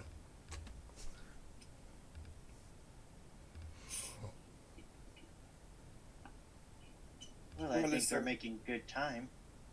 Unless you guys need to stop at Eleanor for something. There's nothing in particular that I need for. No, I think we bought enough supplies to make it where we were going. So, I mean, wave to the people in the town. Maybe act super heroic so the people in the town will tell stories of a party of heroes that strode through the middle of their village. So we're gonna stay on the highway. I just made sure my playing is loud enough to draw attention to it as I just start saying, "Gaze upon the heroes that travel through your town." Yes. I want them telling stories about it. You see the two town guard at the front gate kind of just staring as you guys are driving by. Remember this cards. Remember our names. And yes, I know they don't know our names. I stand up and summon a ball of fire in the center of my hand and say, "I'm Aiden Altormir. You have been welcomed into my existence."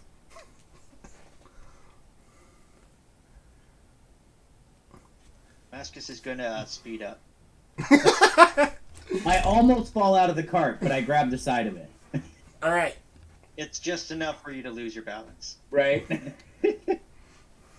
That was less than graceful, friend Damascus. Alright, we're in a hurry, aren't we? Indeed. There are dragons to examine. Continuing your way, if you push, you can make it to Aeolipoli at dusk. Do you wish to push, or do you want to continue your pace and rest along the road? No, kick it into high gear, man. Yeah, I think we'll sprint it.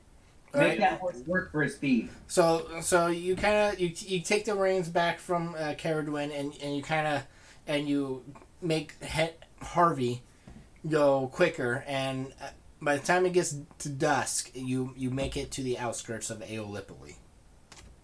So is this? No, this is not where the dragon was spotted. No. Okay. You guys are actually making better time. I mean, 5 days, it was kind of like the mask. Max, not mask. Max. To get to Gloomstake at a kind of a slow pace, but since you got a horse in the cart and you kind of pushed it you'll probably make it about a day early. Right. Well, as the merchant travels, they're much slower because they usually have stuff in the back of their cart. We just have. So, do you guys? You make it to the outskirts of Aeolipoli.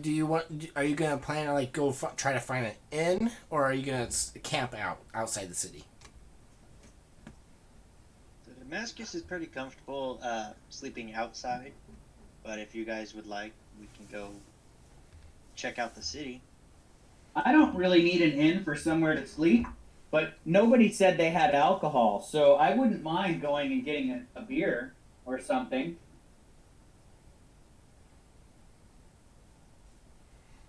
They don't have beer where I'm from, so I'm fascinated by the various types of beer they have here.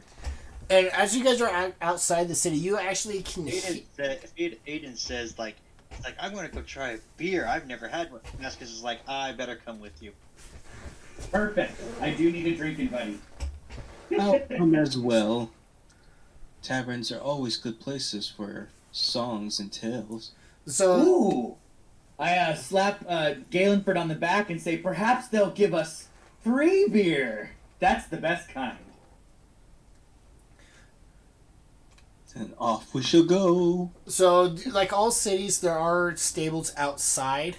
Especially this one. This one as you would know that the stable.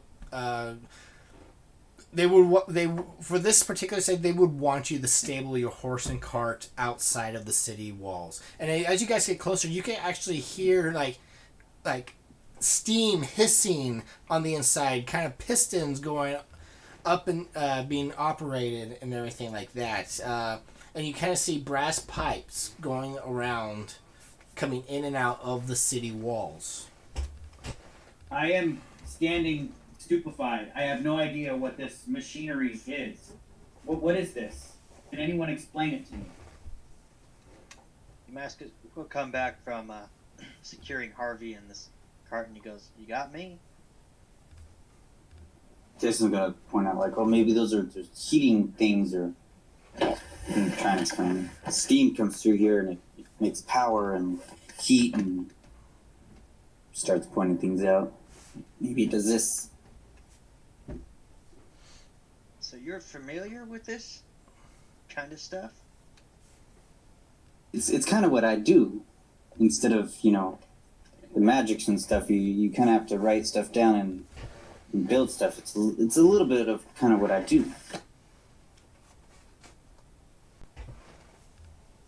It's kind of a magic in and of itself, is it not? Yes, it is. It's all hullabaloo to me. It's very strange.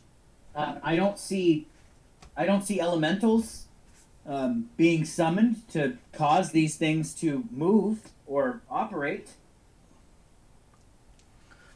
And the gate is open right now. It is dusk. It's not nightfall. The gate closes at nightfall, just for security reasons. It's kind of a standard thing at all cities. As you walk in, you guys are made. Think of it as like Victorian city with steampunk. There's pipes coming in and out of the walls, connecting to other parts of the city, other buildings. You do see a church off in the distance, and that too is made. Is very elegant in itself and the way it was designed. You see gears on the outside turning along with steam pipes. What does all this steam power? I mean, Are there like electric lights all over the place? And as providing electricity for or what? And as the sun goes down, you do see, as it gets darker, you do see electric light posts light up along the cobble street. Like they have fairy fire floating within the glass. Amazing. It kind of reminds me of fireflies in the springtime. Is this unusual even from the Imperial City, or is this like very much an Aeolipoli thing? This is very much an Aeolipoli thing. Those who want, you guys can give me a history check about the city. Going to roll. Oh, I will not because I'm not from here. Yeah, it's all hullabaloo to me. Carol, Kedwin. Caradwin. God, I'll get it. You with your 14, you would know that this city is actually built over an ancient ruin that's all technologically like this. Underneath it's just these ruins, layers of ruins underneath. You haven't been here yourself. You've read about it in your studies and whatnot. This is an ancient city of the god Drum.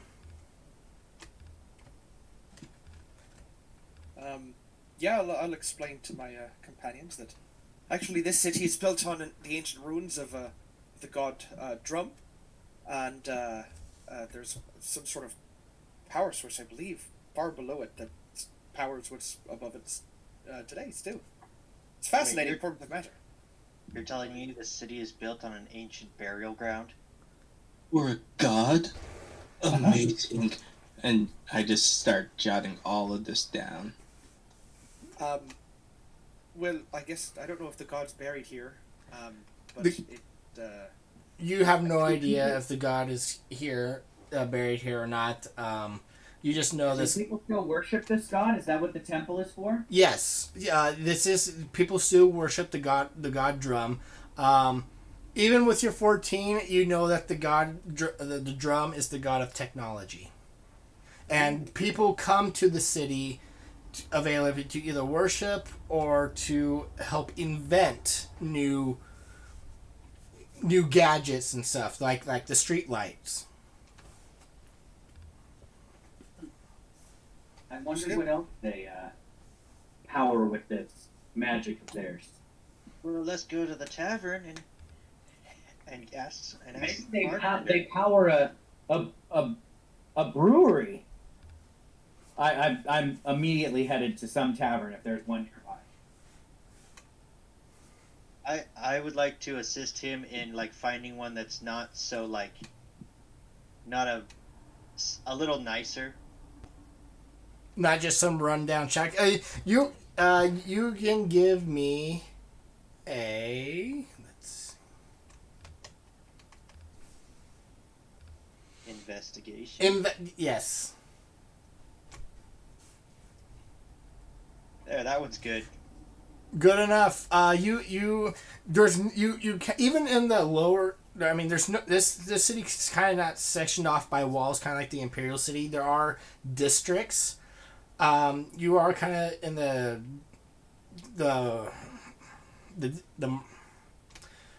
you find an inn called the Gearbox.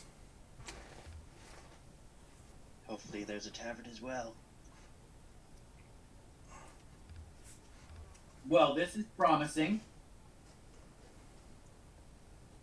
Yeah, I probably steered you away from two of them where I'm like, yeah, you're gonna get shanked in there.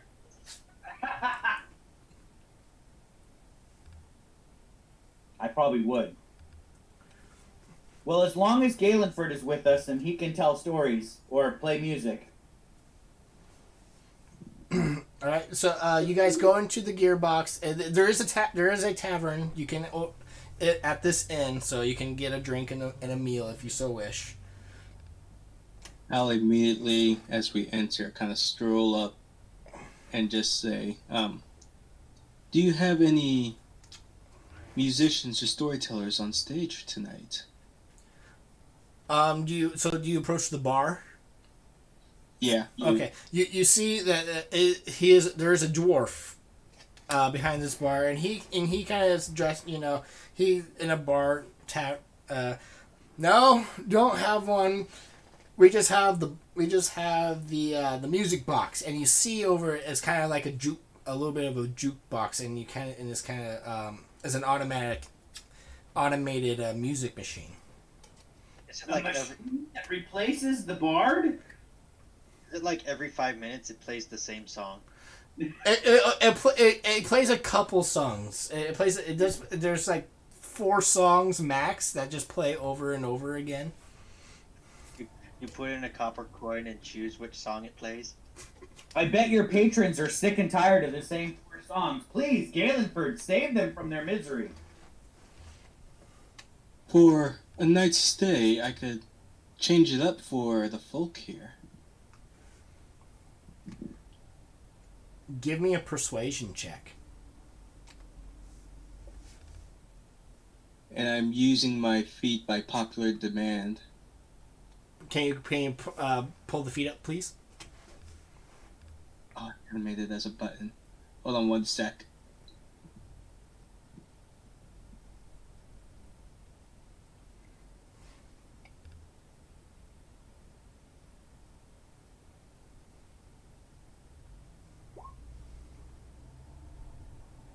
I wrote it, but I didn't make a button of it. But that's it, by popular demand. So with that, you yourself will be able to get a night's sleep. If you want, I'll see if I can. persuade them to allow my party also. That's what I would like, a persuasion check.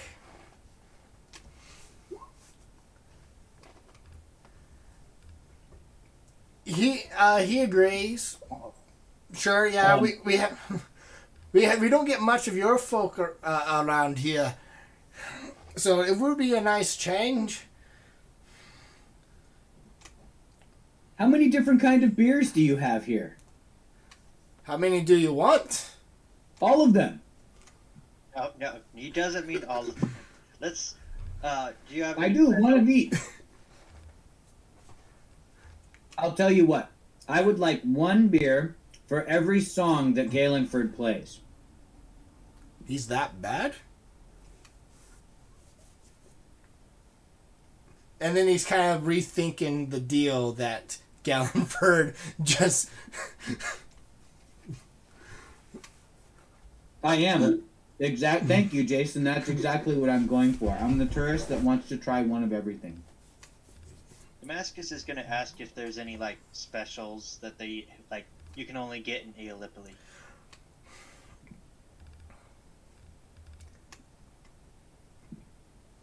They there some places here, like for the gearbox, he does have a unique, or like a unique dark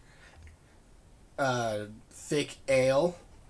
Right. It's probably called the engine oil. Yeah, it's kind of it's like the oil lager, and he pours this thick black ale. Mm. I will consume it as rapidly as possible. You kind of it's kind of like drinking so you kind of chug, gulp and then gulp and then gulp. Right, I'm almost chewing my beer. Perfect, it's like a Guinness. I love it. Damascus is going to go easier on his drink. So, Gallenford, you're performing? Yes, I will go onto the stage, and I will start with one of my tales. This one is The Three Stubborn Orcs. Is this a play off The Three Blind Mice? No, it's actually a play off of The Three Little Pigs. Oh, okay. I'm like... Chris, do you remember when we showed you the Three Little Wolves and the Big Bad Pig? I think so. I can't remember it. Oh my god. Have you guys heard that story? I have I not. think so. I don't think so. Yeah. Oh, it's hilarious. The big bad pig goes to the house made of stone and he tries to blow it down, but he can't. So he goes and gets his sledgehammer and breaks it down. And then they build it out of concrete, and so he gets his jackhammer and breaks it down. And then they build a armored fortress with barbed wire and steel reinforcement. And so the big bad pig sticks some C4 explosive and blows it up. And seriously, this is a real book that we read. That's Huh. awesome. Yeah, very similarly, The Tale of the Three Stubborn Orcs is a tale of these three orc brothers, each war chiefs, holding a band of orcs that were overrunning a town. Each one had a war post, one built with like straw and wood, one that was a little more reinforced wood, and another one who had a more brick and stone war post. No warriors or mercenaries were able to get past these posts, so the orcs were winning. Until they hired this young warrior who later they found out was cursed with lycanthrope. But unlike most who were cursed, he was controlling it. He had kind of earned the nickname Big Bad because of his savagery. You see, he fought like a barbarian.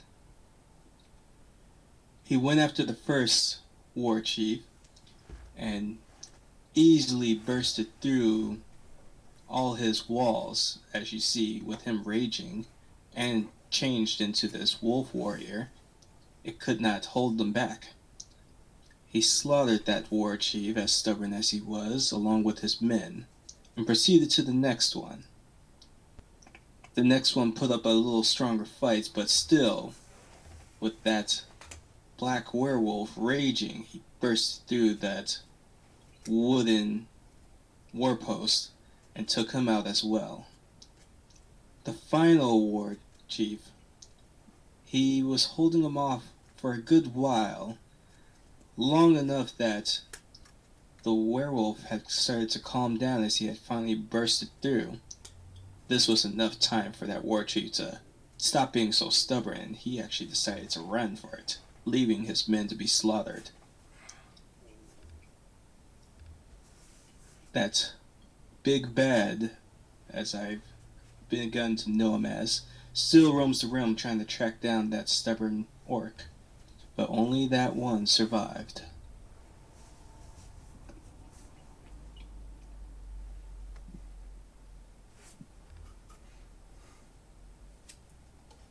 I have many more tales of the big bad.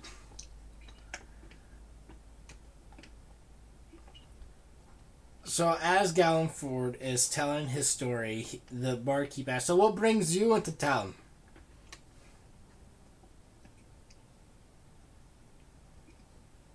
Who's he asking? Who's at the you and Aiden? You guys are at the bar. I don't know what Caradwin and Jason are doing.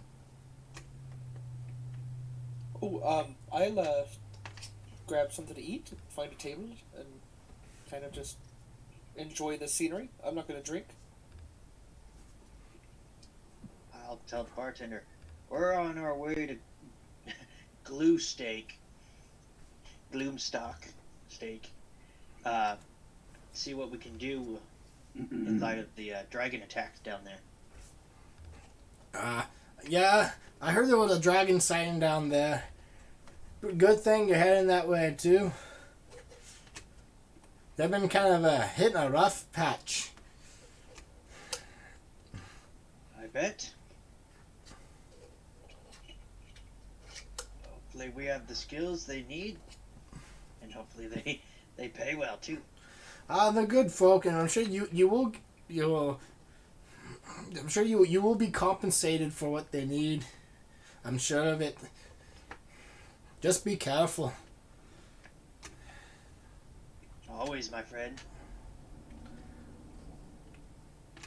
At this time, you do see another patron comes walking into the bar. The barkeeper goes up. You made it.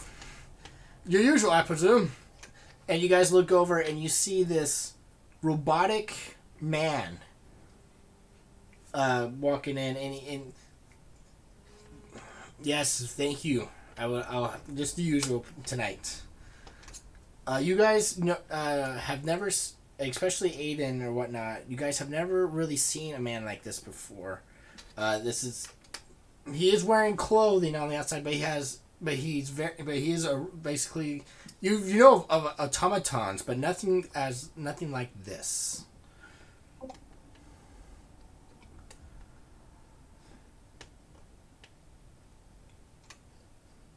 Caradwin, you would know that through your readings and whatnot, this is what's a warforged.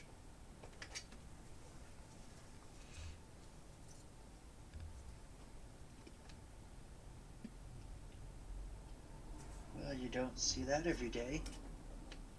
Did you say that one more time? Sorry. A warforged has walked into the bar. Okay. That is a fascinating construction there. Fairly rare overall.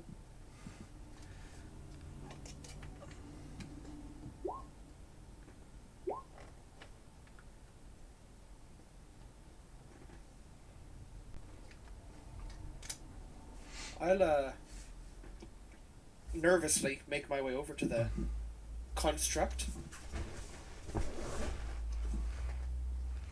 Okay.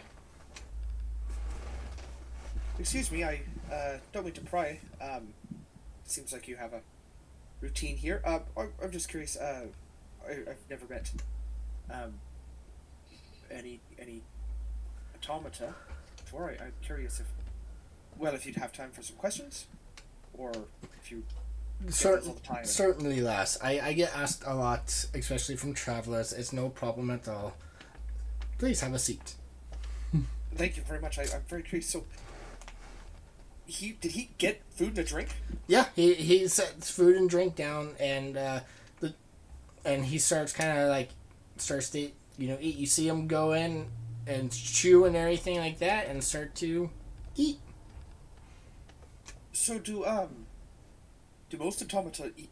I was under the impression that there was maybe a fuel source, but I didn't expect you to be ingesting food. Do you have a digestive tract? Is there? Oh no, and I'm not much of an automaton. I'm what you call a warforged. Oh, I didn't realize. Is there a inherent difference between them? Are you more advanced in some ways, or? We are children of Drum. We are direct. Drum himself created us during the Chaos Wars. Ooh, that is very fascinating. So then, are you? I suppose more lifelike than an automata, more humanoid in some fashions, as far as. Well, I mean, I'm not made out of flesh and bone, but it's kind of. I'm just kind of going through the motions a little bit. I do have a few source, but it's kind of nice to fit in. I see. And I'll spend like the next however long we're down here, until he gets tired of me talking. Yeah, he's willing to answer your questions. He has no memory of the war itself. It seems like he has no recollection. All he remembers was last time was waking up in the city. A long time ago. He is older than most elves.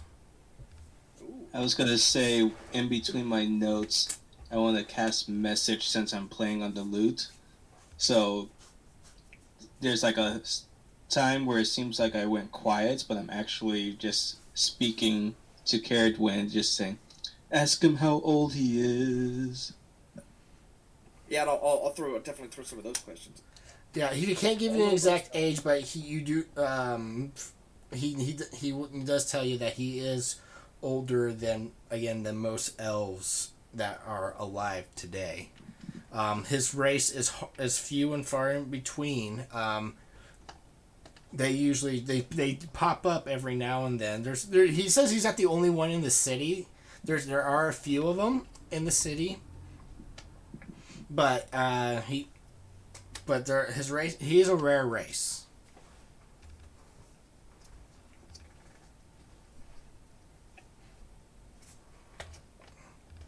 He does work at church work and everything like that because he has that connection to Drum. No, he does not know where Drum is, and he does not believe that Drum himself is in the underneath the city. Okay.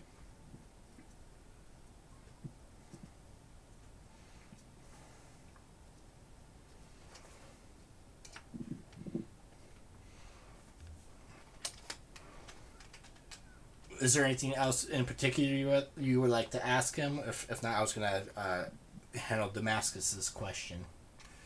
No, I don't think so. I think that's kind of just about it. Yeah, you guys are chatting for like hours. You're kind of intrigued, and you know how you are, and you start writing notes down and everything like that. And this you get his name. Oh, I didn't even ask his name. I was too interested in everything else.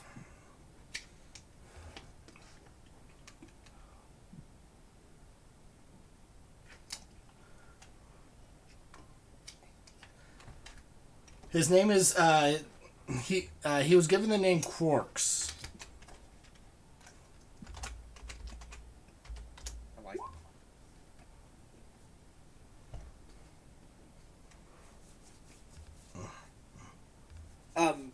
is this the name that you were given when you were created, or that you were given when you awoke? Awoke, and it just kind of stuck.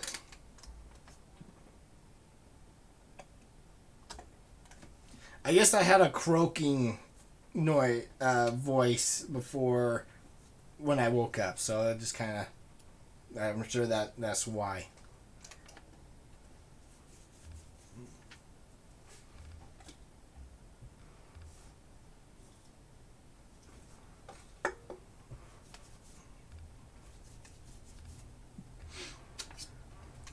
So yeah, again, you kind of you're talking for hours. He's graciously answering your questions, and you could tell he's done this before, so he's being very polite.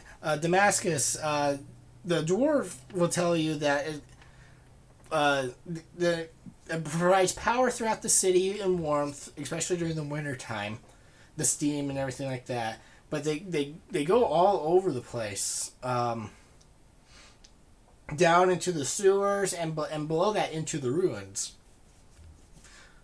General public is not allowed below the sewers.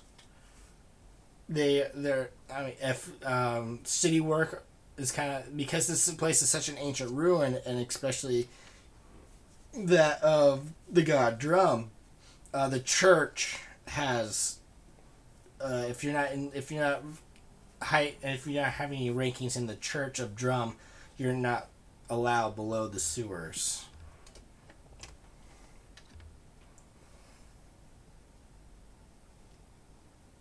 Yeah, there's supposed to be like ancient ruins down there or something. Great power. Yeah, I've never been down there myself. Just kind of took up shop here and made a living. Good enough folk. A lot of inventors and stuff like that come to create and study. So does the church run this city? Church definitely has power. I mean, the mayor definitely keeps. It's kind of like the bridge between the church and the common and the rest of the folk. So, they don't run the city. They're kind of, but they do have some sort of sway, especially down in the ruins.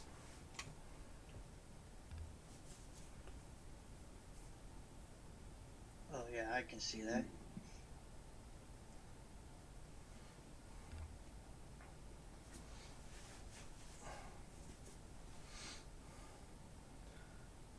Night goes on.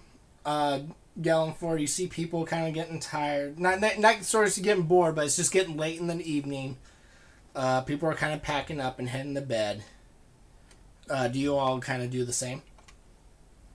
Yeah. Yep, I'll wrap up and at least take one drink before I head to bed. How many drinks was I able to consume? You consumed at least 5. Excellent. That's a good number. So, for my, burly self. Damascus, you see Aiden a bit drunk.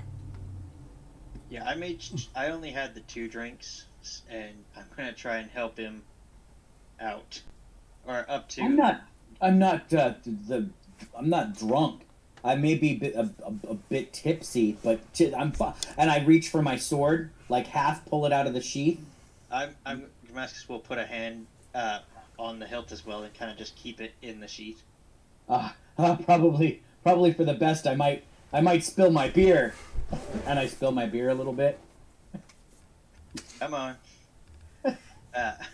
I'm gonna look to Galen Ford because in the sheet. Damascus is gonna look to Galen Ford because Galen Ford is the one who knows, like, he's the ticket to the rooms.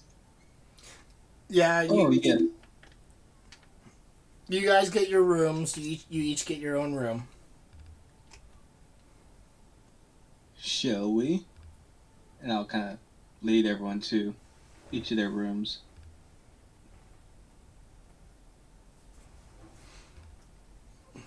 Anything you guys wish? I just follow Galenford into his room. I'll spin you and just be like, no. No, your room's this way. They're all the same room. I mean, there's not very much difference in between them, but All right, well, I walk into Caradwin's room then. Excuse me, and I basically send my raven out to just pick at you until you leave. Oh, out. Okay, wrong room. I eventually find my own room, I guess. anything else you guys wish to do before you hit the bed? I face plant into the bed. Yeah, Mascus is going to just undress and get into bed. Good thing I don't have armor. I'm just sleeping in my clothes. I might walk around a little bit just to see if I could pick up any tales of the town before heading to bed. So you're gonna walk around in the middle of the night? If it still seems like there's a few people up and about, but if there's not and like everything's completely empty, I'll just head to bed. Yeah, things are kind of complete, are getting empty. You kind of look out and you kind of look out the window. You only see like like a guard patrolling the streets.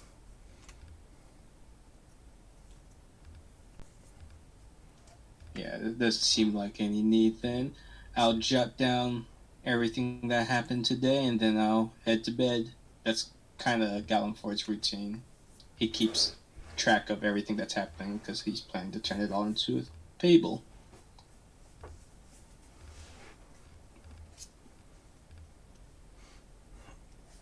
All right, night goes off without a hitch. And it was very comfortable. I mean, it's not outside in the cold. Your rooms were at quite comfortable temperatures. You wake up, you go down, you have breakfast and whatnot, part of the Gallenford deal. Aiden, you kind of have you have a slight headache, and the barkeep hands you a glass with a couple raw eggs.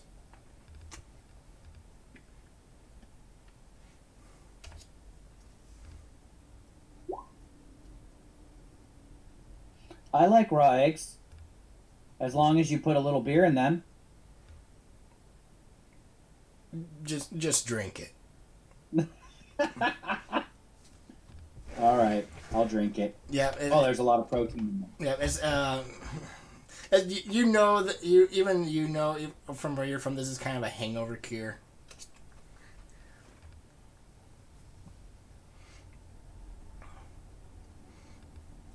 Anything you guys wish to do in the morning, or Does it work? he kind of you ask him that? Sorry, do you ask him that? Yes. Does it work? I mean, did I? It'll take a bit to kick in, but Okay. usually it does.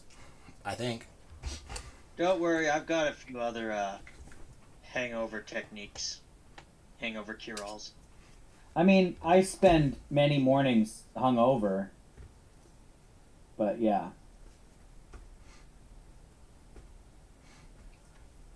Anything you guys wish to do in the morning, or are you gonna set off? As we walk around, are there any shops?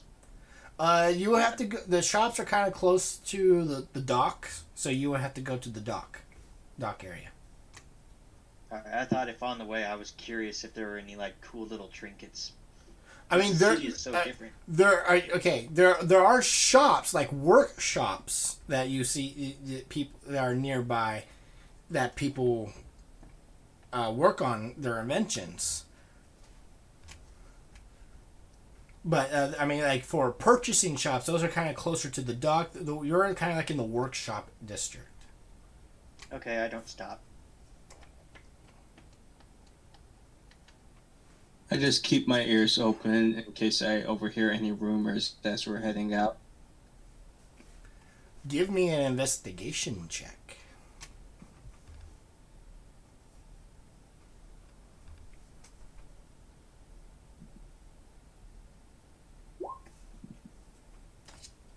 I hear nothing.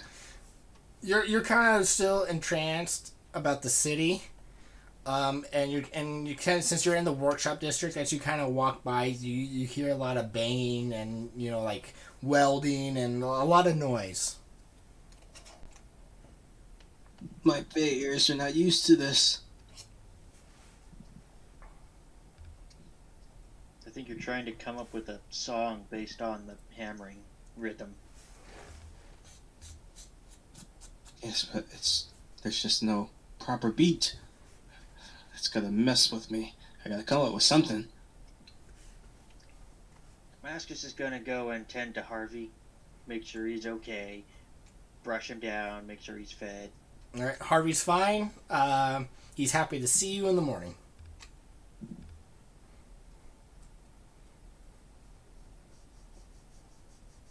Alright, we all ready to load up and head out? Yep, I think I'm ready. I'm ready. Now that hangover medicine has worked. I think the word ready is relative, but I mean, if I were to actually explore and study anything in these libraries and halls here, I don't think we'd ever make it to Gloomstick, or at least I wouldn't. So, best get going now. Alright, let's move, Harvey. All right. The next 2 days go uneventful. There's no other city or town from here to Gloomstake, unless you take the long road and go to Eel Grey first, but that's kind of out of your way. So you make your way down the coast. You camp for the night, no issues. The next day, you make it to Gloomstake.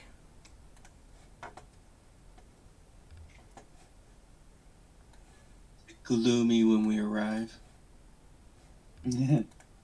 Is it glow stick? Yeah. Oh, look it looks pretty gloomy. It's all muddy. I think it was called Glue Stuck. Glue stuck, right? Glue stick? That's a really nice map. I was luckily was able. This is one of the extra stuff I was able to get when I purchased the essentials kit. So I'm happy for this, and it actually fits the kind of the mood of the town. But yes, this is the town of Gloomstake. It is a bit run down. It is a fishing village. It's not. Yes, some of the buildings are run down, but it's not as bad as the map makes it out to be.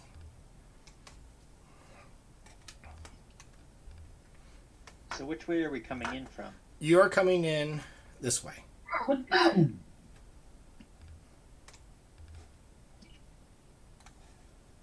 Well, I can see why they called for adventurers. Which direction? I couldn't tell. I'm zooming out now. Southeast. Ah, okay.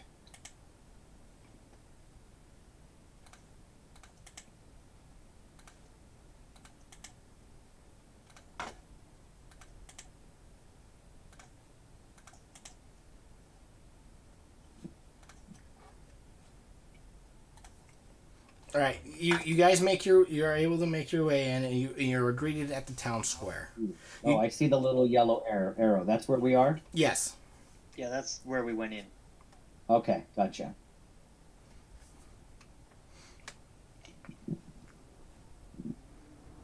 I'll dismount and look around, see if there's like a place saying adventurers here. Easy enough. As you go into the town square, you do see a bullet. You are able to find the mayor's house, and outside is the quest board, and you do see 3 quests up on the board. Alright, I'll make sure Harvey and the cart are secured in a stable place before pointing it out and heading over to the bounty board.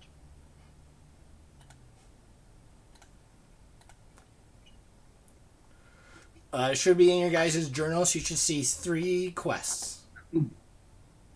3 quests? I do. They just popped up in my screen. And you said these are on the bounty board? These are the current ones on the board. Do any of them mention? Oh, there's the dragon. The dwarven excavation mentions the dragon.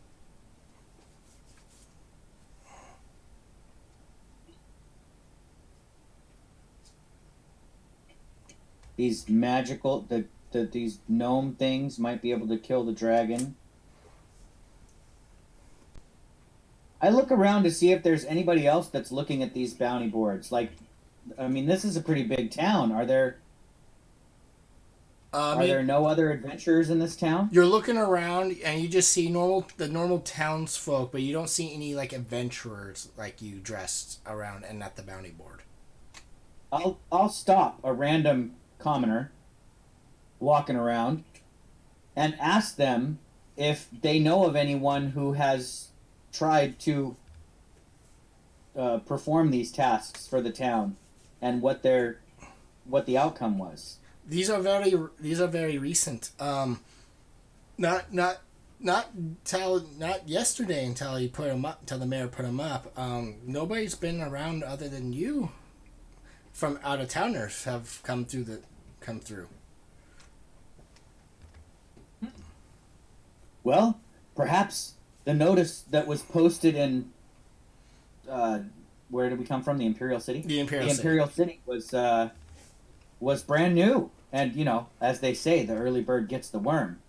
Yeah, I mean if you're talking about the dragon, yeah, the dragon's new, so that he's been around for about a week, but he hasn't come nearby, and so the mayor's There's no reports of anyone being attacked by the dragon? None yet, no. Huh. Perhaps the dragon is not ferocious. Maybe he's friendly. Has anyone tried to speak to the dragon? Nobody. Nobody's even gotten close. They've only seen him from a distance and up and flying around. People are just too scared. I mean, it's a freaking dragon. Indeed. A frickin' dragon. Those can be scary. And then I'll thank him for his time, and then turn to Caradwin and say, have you ever read of dragons conversing with mortals?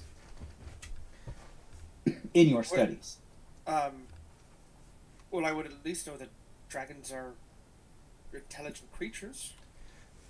They should have the capacity to speak, I believe. Caradwin, you would know, especially living in the Imperial City, other than the red dragon that was kidnapped not too long ago, there's also another dragon that resides in the city, and that's the diamond dragon. That is the direct descendant of Bahamut and Tiamat, and he takes residence in the chapel of Bahamut in the Imperial City. Oh well, yeah. There's dragon in the Imperial City itself. They do converse with people. There was a dragon there the whole time, and I never saw him? There were, there were two living in the city until one of them was taken. Yeah. Fascinating. Well, maybe this dragon would be open to negotiation.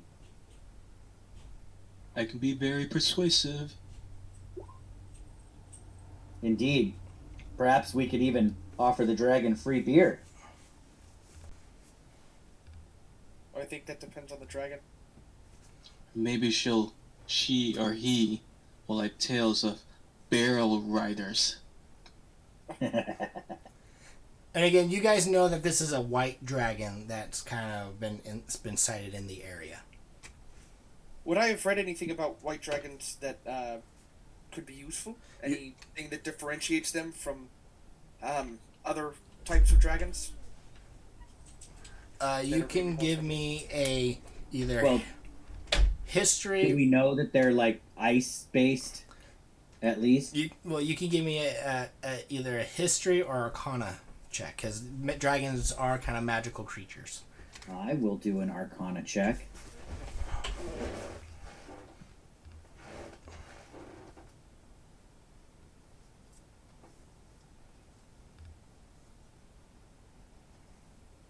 Oh my gosh. Nice. And you're even more trained in it than I am. So, Curdwin, you definitely know white dragons are frost-based creatures, and they are more of the. They're more bestial. I would say they're more. What's the word I'm looking for? Savage, wild, untamed. Feral, primal, wild. I want to say I want to say wild. There's another word I'm looking for, but they kind of they do. They're not ones to go out and they are more primal and everything like that. They're more bestial than most. So, Aiden, with your 22, you know that definitely white dragons are in fact cold related. They are immune to cold and everything like that. They do hunt usually alone and prefer mountain climates. The city is kind of close to the mountains, so it is understandably that it might be that this dragon may have come in for a new territory, and the town is in its new territory.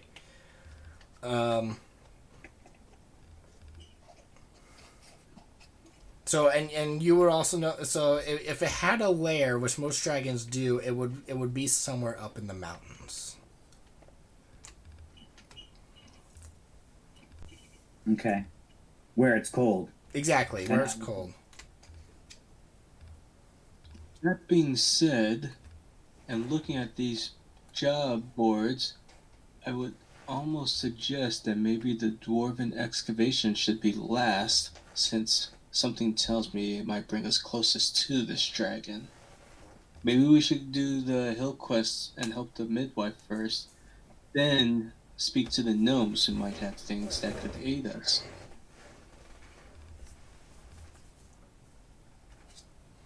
Just my suggestion.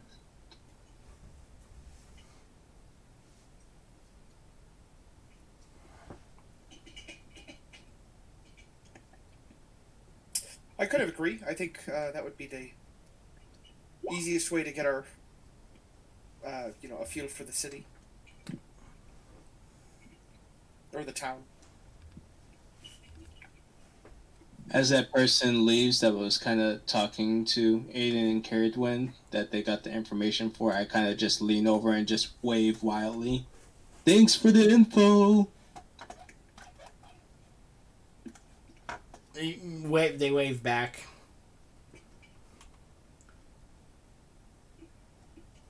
Such a nice person despite how the town is doing.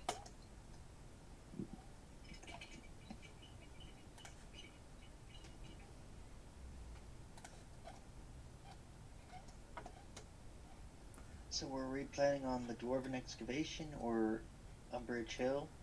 Which quest should we do first? I think we were starting with Umbridge Hill. Yeah, should we speak to this Harbin Wester before we proceed, or does he only need to know once it's complete? That would be up to you, but he knows that our adventurers are coming. He doesn't know when they're arriving. So he does know that you guys are on the way. So he doesn't know that you have arrived. Well, let's go make our grand entrance.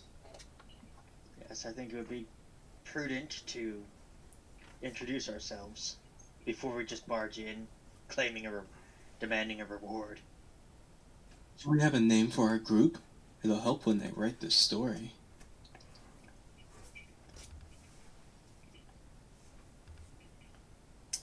Ooh, be a good name.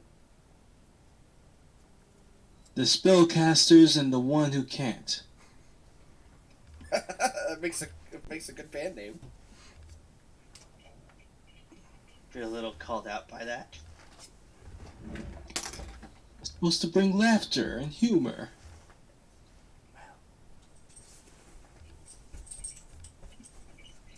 Damascus is just scratching his head, just like, yeah.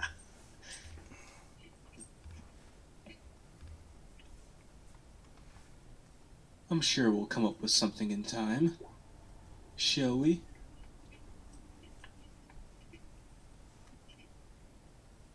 I follow gladly. So you guys enter in the mayor's office and whatnot. It is, it's not that big, but you do see a kind of, you do see in the other, you enter in and in the back room, you do see kind of a you do see a man sitting behind a desk and he's scribbling away on some papers. No need to worry. The heroes have arrived. I kind of bow, gesturing to the others. And who are you? We're the heroes, as aforementioned by our esteemed ally here. Yes, we saw your notice from the Imperial City, and we have come to assist. Great. So somebody was able to get my notice. Thank you. I do have those, but the quests out, the notices out front are the ones are more urgent. And that's the current work I have for now. Anything you can help would be appreciated.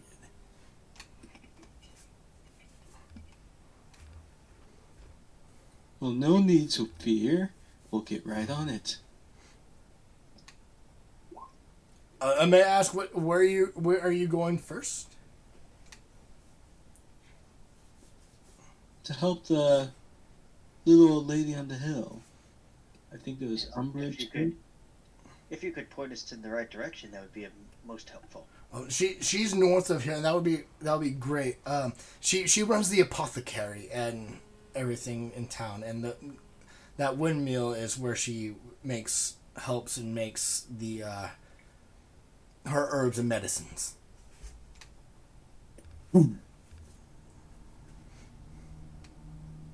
Splendid. How far is this town that she is from? The town? You are in the town. Oh, I thought the notice said she was from somewhere else. The windmill is on the hill outside of town. Yes, she just lives in the boonies. Her shop is here in town. She makes everything out of town.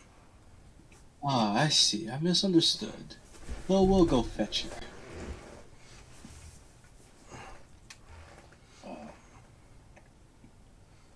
Just head north of town, a little ways.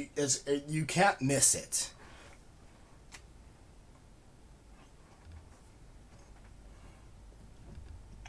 Oh, I think we should make our way before we're burning daylight. I agree. Let's go.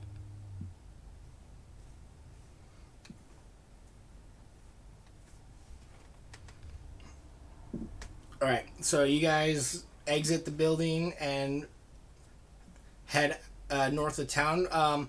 Do you take Harvey with you, or are you going to go on foot? If it's not too far, I don't think we need to take Harvey. Okay. You can definitely find the mayor will definitely set up your horse and wagon for you, since you have answered his call of help free of charge. But yeah, it's gonna be a little bit of a walk, but it's not like a day's ride away.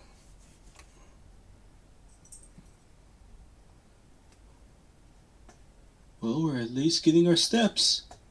Keeps the blood flowing. Yeah, it's nice to stretch the old legs.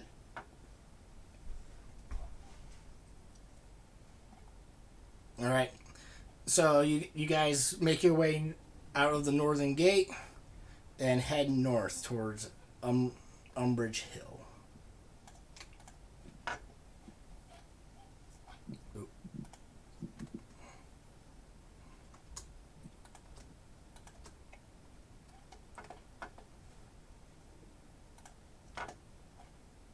So, I just want to tell the group here as we're making our way up to Umbridge Hill. You do know that the origin of the word umbrage in the common tongue means an offense or annoyance, or something that is like a shade or shadow that's cast by trees. It's not a pleasant place or thing, in my opinion, if this hill is named after such a word in the common tongue. We should be wary of anything on this hill.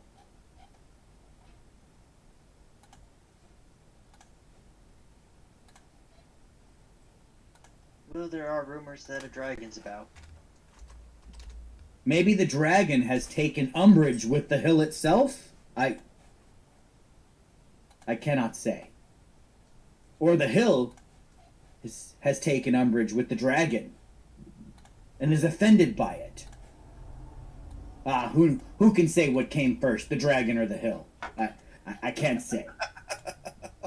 I'm putting my money on the hill. You think the hill came first? It's quite possible. I don't know how ancient the dragon could be, though. Alright, can you guys see the map? Yeah, Yes. and the big... Yeah, that looks like there's pillars blocking our line of sight. Yes, and everything that's on the map and in the building and... There's a big thing right here that I see. Yeah, I was gonna say I can see that. So you guys should be down here. Built on the slopes of Umbridge Hill is an old stone windmill surrounded by an iron fence. A large winged monster with a spiky tail is trying to knock down the windmill's front door. A woman appears on the second floor, waves at you, and yells, "A little help. A little help here!" I pulled my cinder token from the journal, but it looks like it's too big and doesn't really represent my token because it doesn't have the name on it. You might have to fix that. Because my familiar is out with me. So it should be with me unless I dismiss it. An Unbridge Hill. Ha ha! I like it, Jason.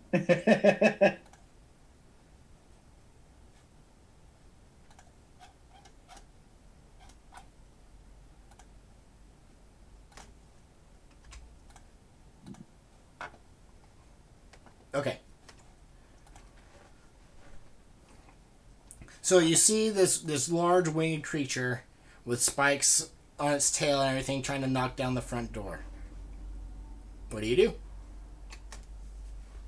Well, this is definitely a Legozo game. I mean, I feel like as adventurers, we would want to help the person who's screaming for help. Perhaps we could use our familiars to draw the creature away. It's winged, it could fly, but we don't know how quick it is. Perhaps our birds might be quicker. I think we should just piss it off and get its attention on us instead of on the woman who needs our help. But I have nothing of that kind of range. I'd have to get far too close to it. Actually, I mean, I could chromatic orbit, I suppose. If our goal is to piss it off, I can hit it from here. I think we should get its attention away from the woman screaming for our help. She may know something. We probably don't. What is can you describe this creature a little bit better, Chris? I could zoom in, I guess, a little more. It looks like a manticore, but I don't know if I know that. Yeah, this creature has like a head of the body of a lion, the head of a man, and at the end of its tail are these long spikes, and it's winged. It looks very menacing. You can give as the woman's trying to help you. You guys are hiding. It hasn't noticed you guys yet. You can give me a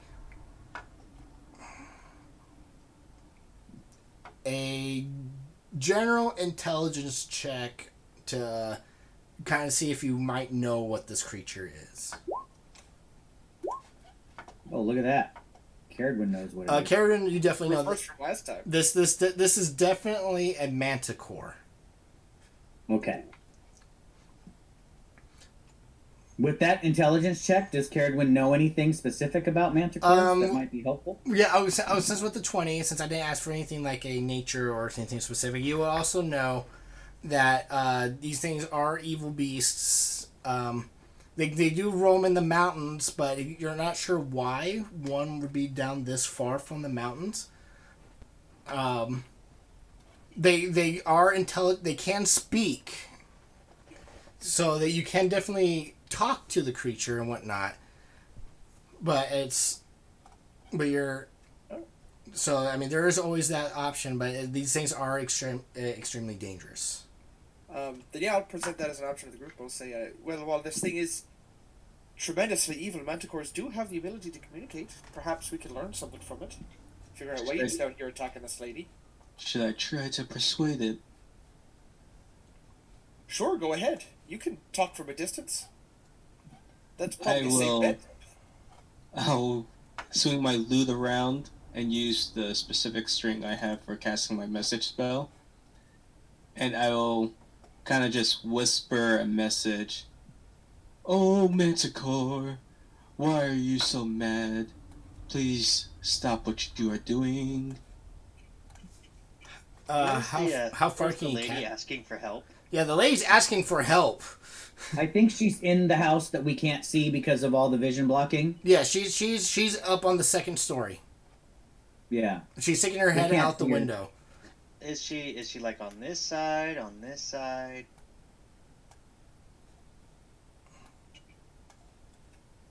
Is there a window over here? There is a window over here on this side, and you do not see a window on this side. You do see the only window you see is on the southern side.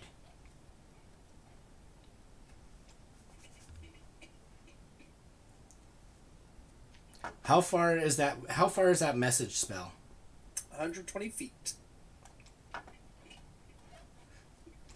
I believe. What's Caradwin said? Wow. Can you post the spell card? Sorry, guys, I didn't mean to choose a difficult name. No, you're fine. You're fine. There's Dungeons and Dragons. Everybody has weird names. Oh, no, Caradwin is not a difficult name. I know the origin of the name, so I'm loving it. I think it's a great pick, actually. Thank you. The others will get used to it. It's a great pick. So it's Celtic, I think. Gallonford, what did you whisper to the Manticore again? I'm sorry. Oh, Manticore, why are you so mad? Please stop what you are doing. Don't bust down that door. He kind of stops and he's looking around like where this message has come from. While the Manticore is distracted, Damascus is going to start moving towards the building. And he's going to try and do it stealthily. Give me a stealth check.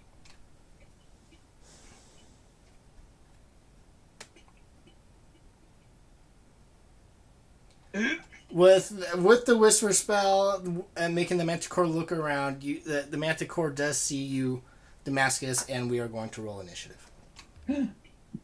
Oh, shit. Okay. Out comes the sword.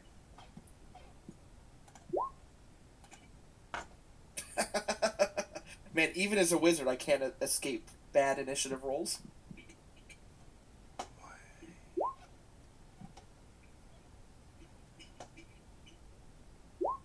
Don't forget to roll initiative for your familiar, too.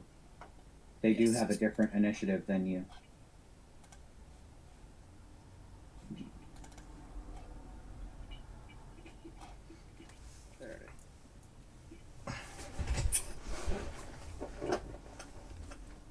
Man, that's some pretty garbage initiative for me.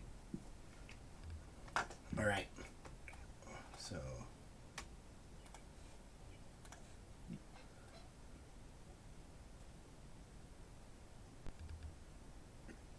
Let's see here.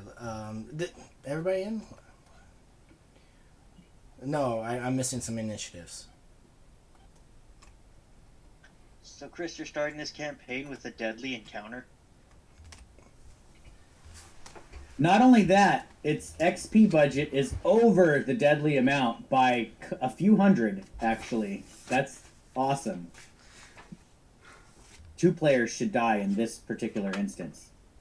Like That's I said, alright. Thursday night's my Destiny night. If I die, I can just go play Destiny. This definitely is a Legozo game. No warm-up required. There is no easy mode. It's all hardcore. Right? There is no easy According mode. to, I mean, again, I'm borrowing off the module. The module says this encounter is balance of 3rd level or lower. 3rd level, yeah. Or Not- lower. But, Cool. I mean, Let's just see what happens. I'm not I promise. We can run and let the thing eat the girl too. It's fine. So, Gallenford, you see the Manticore, you got the Manticore's attention, and it has its gaze on Damascus. It sees you guys. What are you doing? I'll send another message. We mean you no harm. Tell us what is wrong and maybe we can help you. Okay, there Damascus is in initiative. Why does it always do that? Do I have everybody? So, Gallenford, Aiden,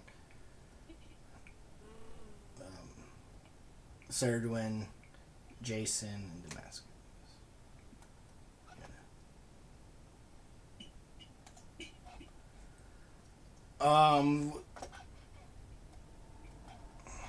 Is that an action? Yep, it's an action.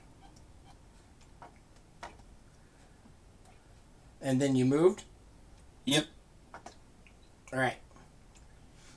Cinder.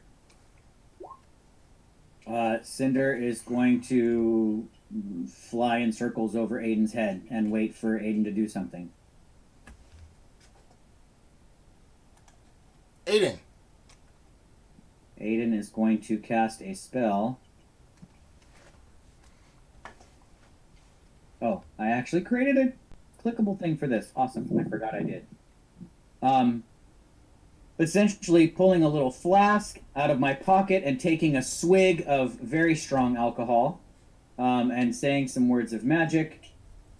I give myself 7 temporary hit points. Okay. Of bravery. You know, as they say, you're braver with beer. Is this an action? It's an action to cast False Life, yes. And then I will move to back up my alley. You should put the name tags as visible for the players. They all should be visible. No, they're visible to us. You have to make them visible to everyone. Like I can see mine, but I can't see anyone else's. That's weird because I have nameplate. Yeah, if you hover over nameplate, you'll see that there's a C and an edit that pops up for a second. You have to click C. And it makes it visible to everyone in the game. I'll probably have to play because I don't see it. It's not popping up for me. But I'll work on it. Yeah, I'll show you later. All right, so I'm backing up Jason and Damascus. I've drawn my sword and I have given myself some temporary hit. All right, Damascus. Okay, so he's going to just keep moving forward, and he is going to pull out his whip. All right, your whip or a lasso. Whip. Okay. Whip. I forgot you have a whip. Now I'm going to just like, it's like over here, you oversized barnyard animal, and he's going to take the dodge action. Okay. The Manticore is going to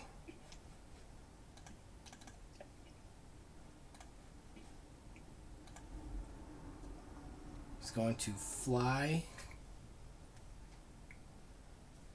up 10 feet. Let's go 10, 20, 30, 50.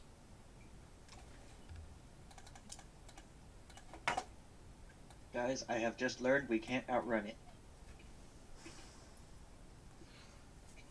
Well, we can go back to the cart and make the horse go really fast. Yes, we just have to run back the 5 miles Yeah, right? down. He's going to roar, and then he's going to shoot some barbs at you, Damascus, from his tail. Where did this character sheet go?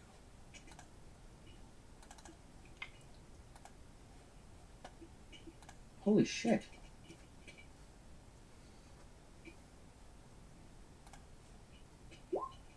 There's a 13. Nope.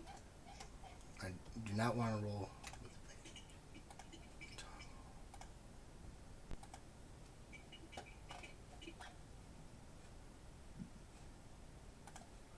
All right, that was 1. 19. Disadvantage. Oh, god damn it. 19. Yeah, that hits. Can you do the 5 damage instead of the 10? I just triggered it not to roll. Auto roll damage. Don't auto roll damage. I'm just saying, 10 damage kills a level 1 PC. Like, down, done. Well, Damascus has 12 HP. Oh, you're right. I guess he'll be fine. Yeah, your most your biggest tank almost gets one shot by 1. So I'm taking the 10. You're taking the 10. Don't worry, it has a 3rd attack. It does. But it only has 24 spikes. Oh, sure. So it can only kill us twice each. That's a miss. That cracks me up. Alright, so it shoots the spikes, you dodge, and then you're struck in the chest. Yeah, from all the way through my chest. Oh! And then It impaled you, my friend! And the other one missed. And then it speaks as a common, surrender or I'll kill you all. Okay. Caradwin. That's your oh shit moment, shout. Caradwin. Yeah, and I cast invisibility. No, I'm just kidding. I'll shout, we didn't want to attack to begin with. You actually threw the first punch. We just want to figure out what's going on. And I will cast Mage Armor on myself as my action. There. Bam. Mage Armor. And I will move a little further back because I'm kind of scared.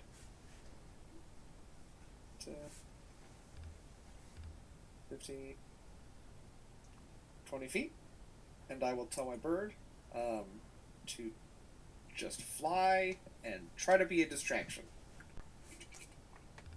So on his turn, he's just going to fly.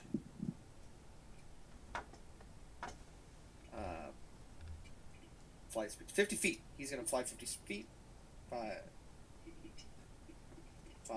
50, 5, 30, 5, 40, 5, 50. And he has this thing called mimicry, and he's basically just going to repeat what I said. Just the very basics. You attack first. Don't fight. All right. Jason.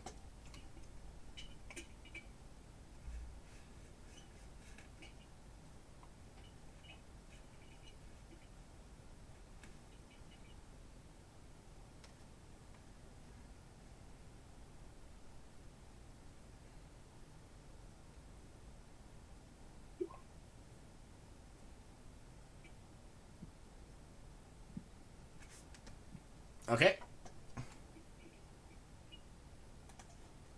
Gallenford. Seeing the spike in Damascus, I'll start chancing on the wind.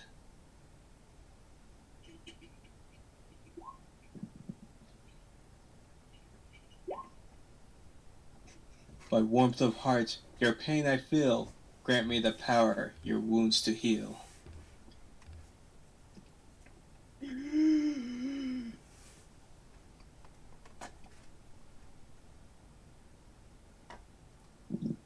And then, since that was a bonus action, I kind of just shout, kind of in angered pain towards the Manticore. You're the reason gnomes cry. Oh.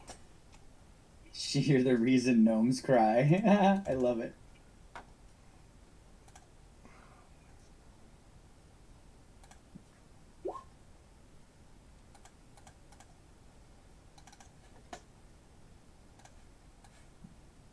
You're not within range. Oh crap. Never mind, I don't do that then.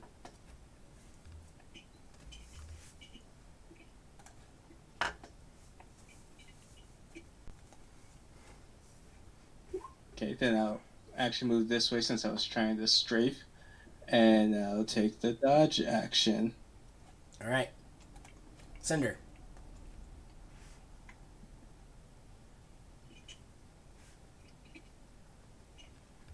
Cinder is going to fly 60 feet. 5, 10, 15, 20, 25, 30, 35, 40, 45, 50, 55, 60. And take the dodge action. Okay. If a familiar can do that. I think a familiar can't attack, so I can take the dodge action. Until level 5. You said we can attack at level 5 or something. Right. So again, standard familiar rules up until level 5. Right. So I think a familiar can do help, dodge, disengage, that kind of stuff, but not attack. Aiden. Aiden is going to move 5, 10, 15, 20, 25, 30. 5, 10, 15, 20, 25, 30. And I'm going to summon a flame of fire to my hand and prepare an action to throw it if the creature moves 5 feet towards us. So it would be within range. If the creature moves within range of produce flame, I will throw it. Okay. Damascus.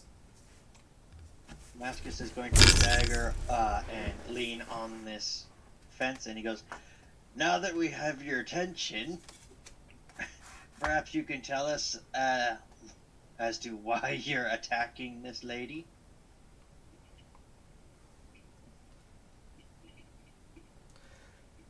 The Manticore kind of looks over at Aiden and sees the flame, and he kind of looks at, lower your weapons, and I am willing to talk.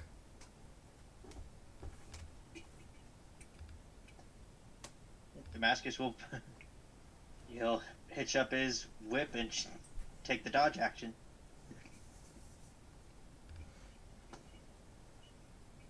I'll listen.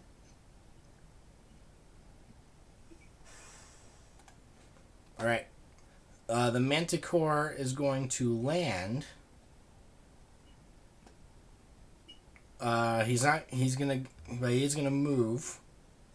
I throw my flame at him. He moved 5 feet towards me. I had that prepared action. I know. Right? He's going up to Damascus to speak. So make your attack roll. 16. 16 will hit. So he takes 6 fire damage. As soon as that flame hits, Damascus thinks, "Yeah, I had a good life." And I say, I'll quickly say, I'm sorry, it was set to go off. I apologize. It roars and it's going to shoot a barbed tail at you. Okay. That's fair. I deserve it. Yeah, 18 hits. Okay, I lose 6 of my 7 temp hit points.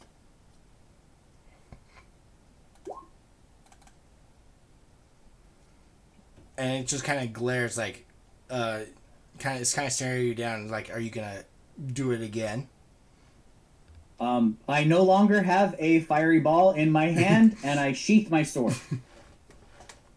Oh, did Jason's frost go off too? I said if the manticore attacks, I'm gonna attack. That's true, and he did attack me back. We all had a string of prepared actions. 23 is gonna hit.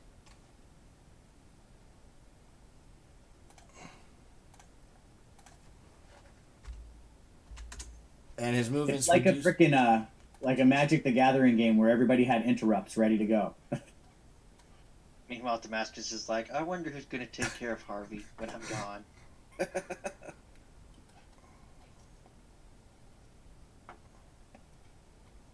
Where's the snowflake? I can't find. Oh wait, because it's with Ray of Frost, its speed is reduced by 2, by 10 feet. And it's gonna shoot a spike at you, Jason. So he's attacking again. Oh, Yeah, this is technically still the Manticore's turn. it is. That's true. Wait. Oh yeah, it's its turn. So he's making his attacks, not reacting. Yeah. Yeah, Yes. you guys are reacting. Right. We're spending our reactions. Jason falls to the ground, unconscious. And he's kind of looking around, and he says, "Anyone else?"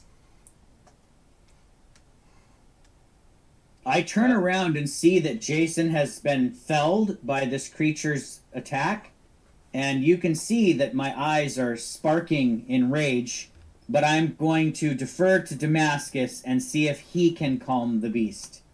And I will look to turn around and look at Caradwin and kind of motion to Jason that we need to get to him as quick as possible. He's gonna stay on the other side of the fence. He's gonna go up and square off with Damascus. Yeah, I'm basically turning around and I'm going to run to Jason and see if I can help him. Caradwin. Seeing that Aiden was motioning to me to go help Jason, I will move 5, 10, 15, 5, 30, 5, 10. I will double move to here and try to get him up off the ground and see where he's bleeding from and see what I can do to help, if anything. Okay, you can give me. Do you have a healer's kit? It's I don't, an action and to do that, Chris, and he double yeah, I did moved. use my. Oh, action okay, to okay. do as well. Morgan. My raven will continue flying around. Essentially, just as an alarm, like, oh shit. Oh shit. You know what we should do, Connor? We should get like packs of good berries and put them in the birds' feet, and they can fly around and shove them in people's mouths. That would be pretty good, actually. That would be awesome. But that's kind of the only thing he can do right now because we're not attacking, so he's just flying around. Okay. Keeping an eye. Jason, I need a death saving throw, please.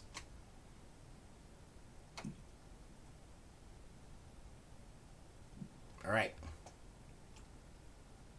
Jason coughs up some blood. Oh my god, did I do that? And I'm gonna like kind of panic, like, what did I touch? I'm not a healer. I'm not a healer. Gallenford.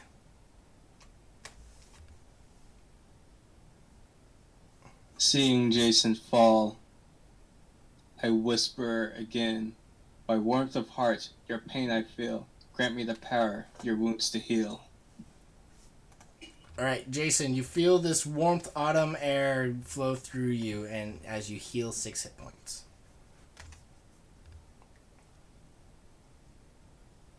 I didn't even see you over there, Galenford, because you were underneath the initiative order to me, so I had no idea where you were on the map. And then I will send a message to the Manticore. I apologize for my friends. They did not mean to strike. We do not wish to fight you. Please, will you parley? With Jason having hit points now, I'm just kind of help. Are you guys planning on it? Well, I mean, it really depends. I'll keep an initiative. I'll say an initiative just in case. Cinder. Cinder is going to fly 5, 10, 15, 20, and basically just fly in circles around the Manticore, ready to dive bomb it. But for now, I'm going to take the dodge action. Okay. Aiden? So it's flying over its head, kind of getting ready to dive down and peck its eyes out. Aiden is going to see that Jason is opening his eyes and breathing a little bit better after Galenford's healing magic. And with his hand still on his sword hilt, though, step forward and join Damascus's side, glaring at this Manticore like, I dare you. All right. Damascus. So Damascus is going to take a deep breath, and he's going to say to the Manticore, he's like, does your frustration have anything to do with the dragon? He kind of snarls as you mention the dragon. He has driven me and my mate out from our home. Damascus turns to Aiden. It's like, well, yeah, that's a reason. That's a good reason to be pissed.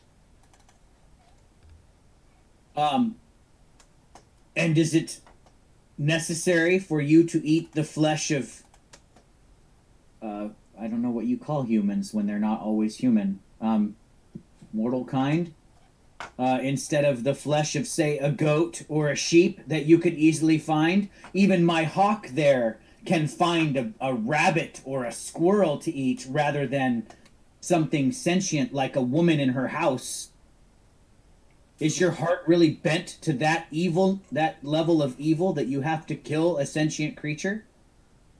Flesh is flesh, and she seemed filling.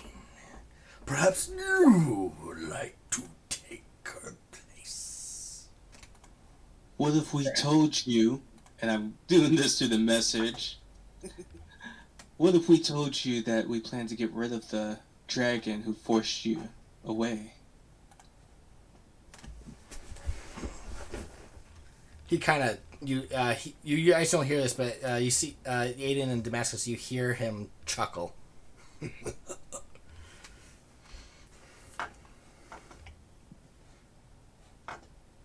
So I'm assuming you're just gonna chat. I'm not going to attack it unless it tries to attack us again. Like, if it starts to see us as food, I will attack. I think we're out of initiative right now.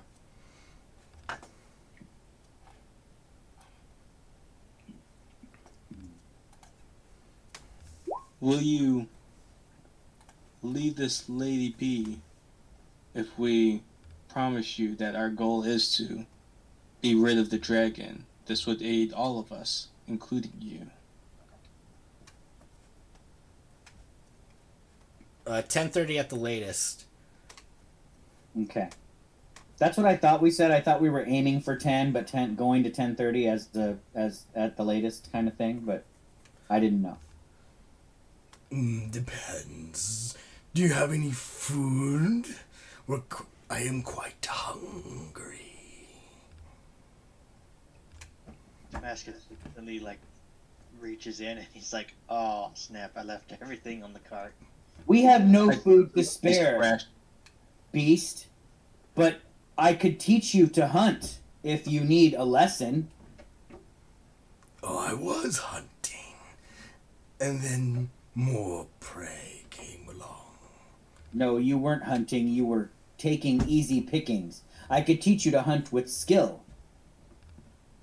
Damascus will take another step away from Adrian. I'm going to like step up and kind of just be like, let us do the persuasive chatting. I will nod and step back. So keep in mind, I am playing a low charisma character on purpose. How I'm old not is the Aiden? charmer of the group. We do not have a lot of food on us, but we could possibly point you to where you can find something such as sheep or fish. I do have this ration here, but by letting us live so we can be rid of the dragon would benefit you more. Give me a persuasion check.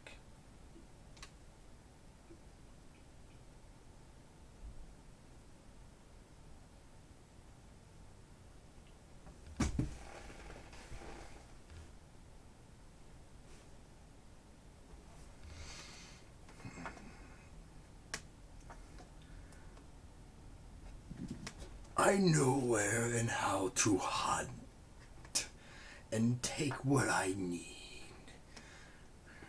I wouldn't be down here if it wasn't for that dragon. Wouldn't it be so much easier if we were the ones who faced it and not you? And then you would get your home back. I don't know. Can you take out the dragon where me and my mate cannot? After we uncover a few items to aid us, it may be possible.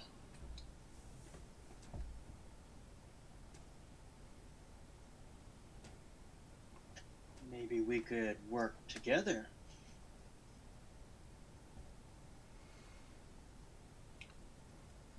Damascus, give me a persuasion with advantage since Gallenford is kind of helping. Damascus, check. Damascus, since you brought it up. Okay, you kind of break in and out. Yeah, with advantage because Gallenford is negotiating with it, and you brought up the idea. Great. Might have been easier if I had the advantage. But the reason why I asked him is because Damascus said it.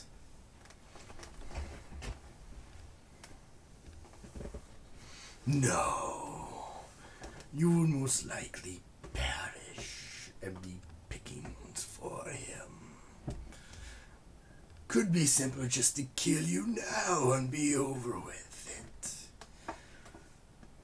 And you would have to face him alone. Wouldn't aid or someone else doing the work for you be a lot more beneficial? I can always get the orcs. They're coming from the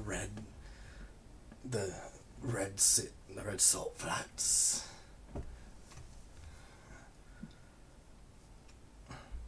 Oh, but what if we got the orcs to do it and you just had to watch? You don't have to do any of the heavy lifting. Also, if the orcs are coming, what's stopping them from killing you too?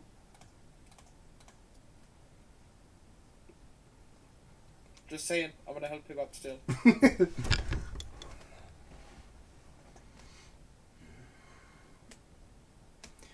You perhaps have a point.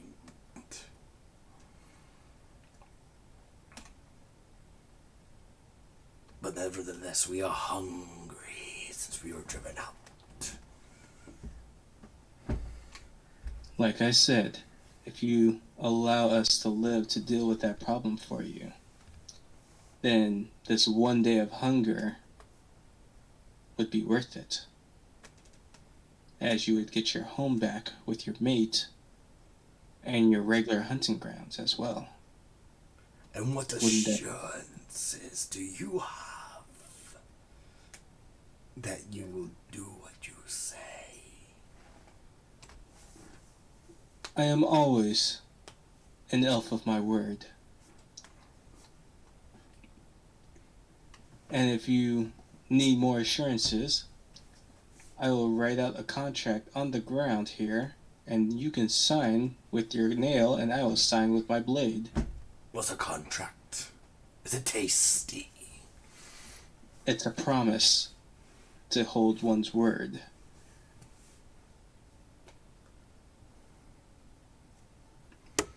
This would mean I would be bound to deal with the dragon as I promised you.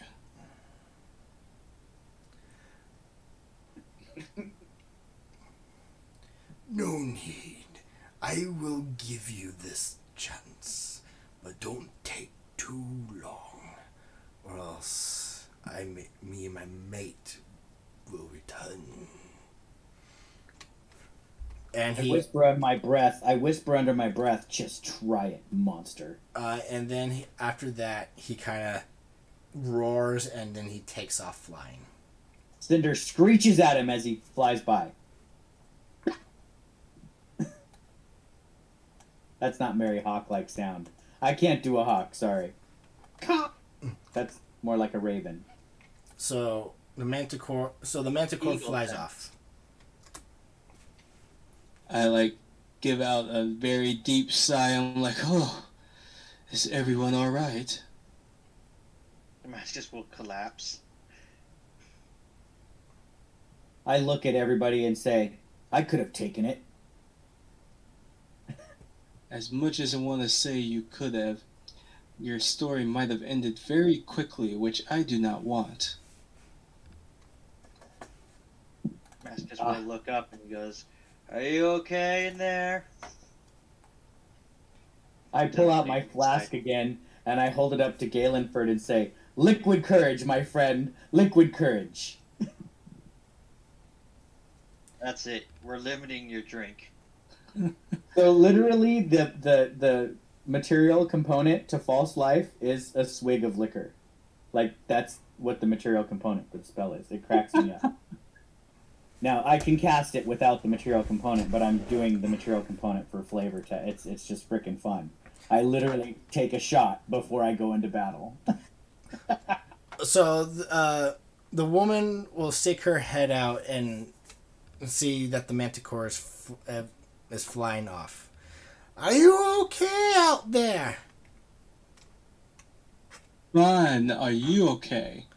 Yes, are you okay? We have rescued you from the fearsome beast. Were you hurt? Yes, I No, was hurt. no, not hurt. Come on in. May be able to help. I'm going in. I'm going in too. She might have beer. Cinder will land on my shoulder, and we will go in together. I'm gonna have my familiar kind of just keep watch outside. Actually, that's an excellent idea. I think the birds should continue their staring contest. So my bird will stand right here. All right, you see that you do you see this kind of a little older woman, middle aged. She comes and she comes down and are you all right? What happened? What you were able to drive off the beast? I was able to persuade him that it was smarter to let us live than to do us harm.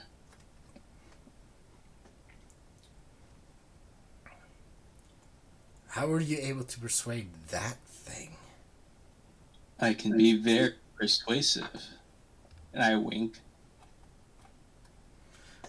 Well, things have gone downhill since that dragon's been around, as you can see. Who knows what else that dragon has caused? Yes, we've come to deal with the problem.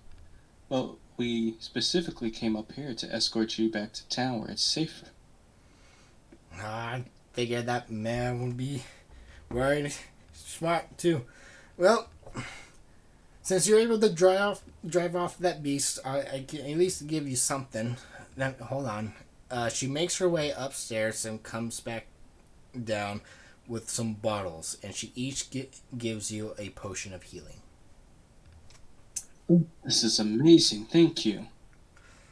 Now this one's on the house for rescue me, but if you want more, unfortunately, you're gonna have to buy them from me.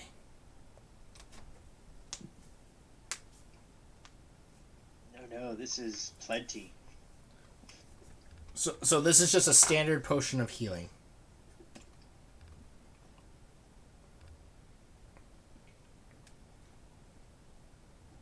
Well, we should, before that creature decides to go back on his agreement, we should probably head back to town. Have you Yes, gotten that might be everything? wise. Do you need help with carrying anything? We came up here for a quest, right? Like, The quest is to bring her back to town. oh, gotcha. Does she want to come with us? Yeah, she's gonna come with you especially after that attack. So what is this her house or what was she doing up This here? is where If I may ask. This is where she lives. Yeah, this is where she lives and makes the potions for her apothecary. Okay, and she couldn't come back to town herself because the dragon is scouring the hillside, Because or the manticore is breaking down her door. yeah, but we didn't know that wasn't in the poster. The mayor was concerned for her safety due to the dragon being about and asked you to go check That's on what I her. thought, that the dragon might be flying around, and she didn't want to leave the safety of her little hovel here, her potion making house. And after the Okay, manticore gotcha. attack, she's willing to come back. Well, you should be willing because we defeated the creature. We made it retreat from our expertise at magic and swordplay. I think we could at best case scenario, call it a tie. I mean, we damaged it a little bit. I'm sure it was afraid of us. I'm sure of it. So yeah, It only needed one more round to finish off the rest of the party. It really is what it needed. so she will ask to help bring some stuff back because she's going to stay in town for a bit at her shop. Are you gonna help her bring some potions and some herbs and just some stuff so she could work in town? I'll assist since she may be the one who supplies us with health potions. Sure. Does she have a backpack? I'll shove it full of potions and be glad to carry it back. She hands you a box. Oh, okay. I'll carry a box. And I'm strong enough. Make sure that box doesn't just mysteriously disappear. I quickly scan the contents for anything with alcohol in it. Good night, Brad. Oh, and let's do off. This is gonna be kind of our. Oh yeah, if he's got to get up early, this is fine. This is midnight. He's flying back home tomorrow. So, I did this. I mean, 10:30 is gonna be our latest, but once we get back to town, we're gonna end it. So, but yeah, you guys, you don't see any alcohol. You think there might be alcohol somewhere for her mixing, but she's not gonna tell you what's alcohol and what's not. And I'm telling you right now, do not drink things that aren't labeled. No, I know that's bad. If I can't tell that it's something that's not going to kill me, I'm not stupid. I mean, I am a wizard. I'm pretty intelligent. But I do have a weakness for alcohol. All right, I carry the box. All right. Come on, Cinder. You guys carry some supplies for her, and you guys make your way back to town. And we tell no one what happened.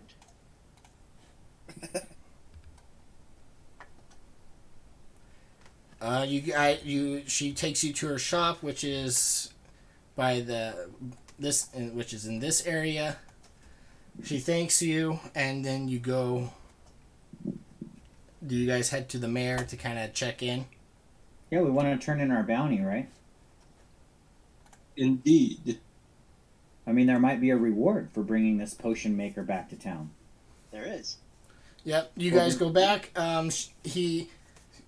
You confirm that she is safe, and he gives you your bounty of 25 gold pieces. Which is Each? 25 gold each. Total. Oh, so So 5 gold each. 5 gold each. Okay. Well, good. I had 1 gold piece, so. So you guys now get the sense that this dragon is now causing more problems than just flying around and being nearby. Do we, sorry, I was checking the duration of this. because I think my false life is gone. Yeah, it would be gone by the time you get back to It's town. been an hour. Do we get any XP for saving this quest? In fact, you do. This will be a good time to end the session. You each get 140 XP. Each 140. Awesome. Okay, I will update my character sheet with that. And we have not full rested, so I'll leave myself... Actually, on the way back, I will go ahead and use my Arcane Recovery, which allows me to regain a first level spell slot. Yep, the Manticore was 700 XP's worth. So I have all my spell slots. I will do the same, Eric. And I'm just out of spells. I'm gonna recover all my spell slots as well. Which is 0. Well, as long as I only use one spell slot, I can recover one per day, so that makes me have 3 slots a day. That's why when we're doing Arc of the Mad Mage, when Ramir only casts 2 spells, he gets those 2 spells back, so he's almost like still max spell level. Yeah. It's once a day, but wizards get more spell slots than you think they do, just because they have arcane. No, since he's a part warlock, he's using his warlock spell slots, Excellent. which recharge every short rest. It's a smart combo. So, with the success of negotiating with the Manticore, now there is a chance that after maybe 1 or 2 days or whatnot, that the Manticore may decide that you guys are taking too long to deal with the dragon and may visit you with its mate.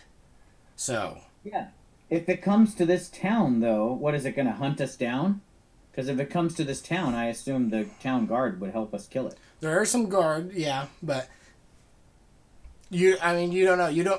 You promised it that you were going to deal with the dragon. So it's going to be up to it. It's like, okay, you guys, it's taking long enough. These creatures are...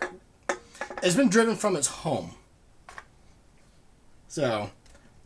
Don't worry, Harvey's a level 12 barbarian. But I hope you guys...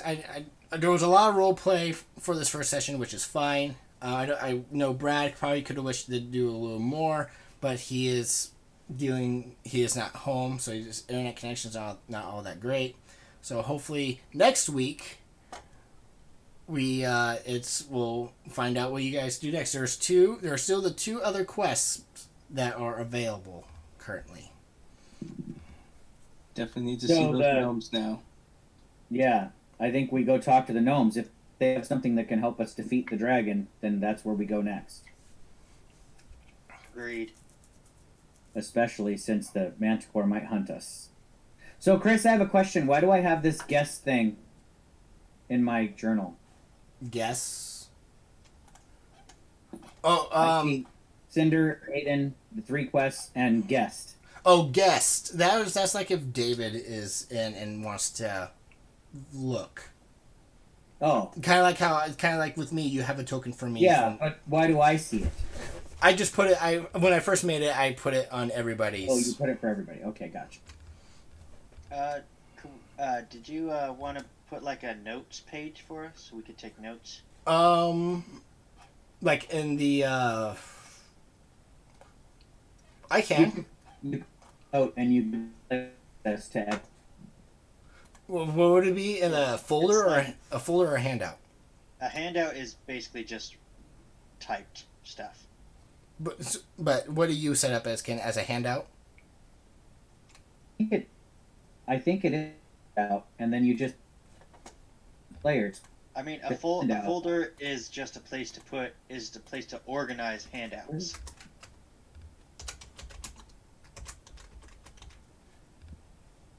So I think you can only make character sheet, folder, or handouts. Character sheet is obvious. So you should now see game notes. Yeah. Okay. Oh. Where? I don't. It should be above guest. It's. Oh, there it is. Yeah. Click edit now, and you can add notes. That's all you need. Okay. Again, Yeah. I hope you guys did enjoy the first session. It's session one of a level one. So I mean, there's gonna be some hiccups, some stuff that I know I as a DM can need to add or work on a tiny bit. I mean, it's been a rough week for everybody, and everybody is different for everybody, but I was totally expecting a bar fight. I thought we were gonna have a bar fight. Like some ruffians come in and try to shake up the place, and we're like, "Oh no, you don't." Yeah, as soon as you say another patron walks in, I'm like, "Yep, we're gonna do this." no, I wanted to introduce the Warforged for you guys. So I was ready to grab a pull cue and beat some heads. No, I'm kidding.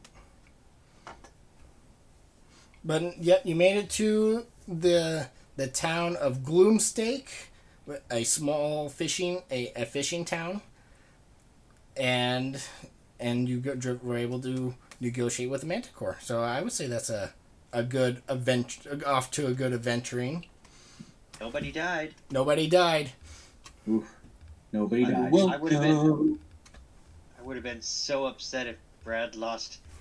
If he died tonight right after he got Session 1, especially like this, I am not going to kill off your character. That would be bad for me as a DM to do that. Hey man, it happens. I know. I was just like, fine, I'll bring this is my good character. Next I'll bring in my cheap player character where you're not gonna have a fun time with him. All right, well, I got to use the restroom, so I'm gonna log off. All right. Have a good night. Good night, everybody. Good night, guys. We need to play GTA, Ken. Yes, I am finally past all the stupid beginning stuff, so I have an apartment and I can be a CEO now. So, yeah, let me know when you guys want to jump on, and I would love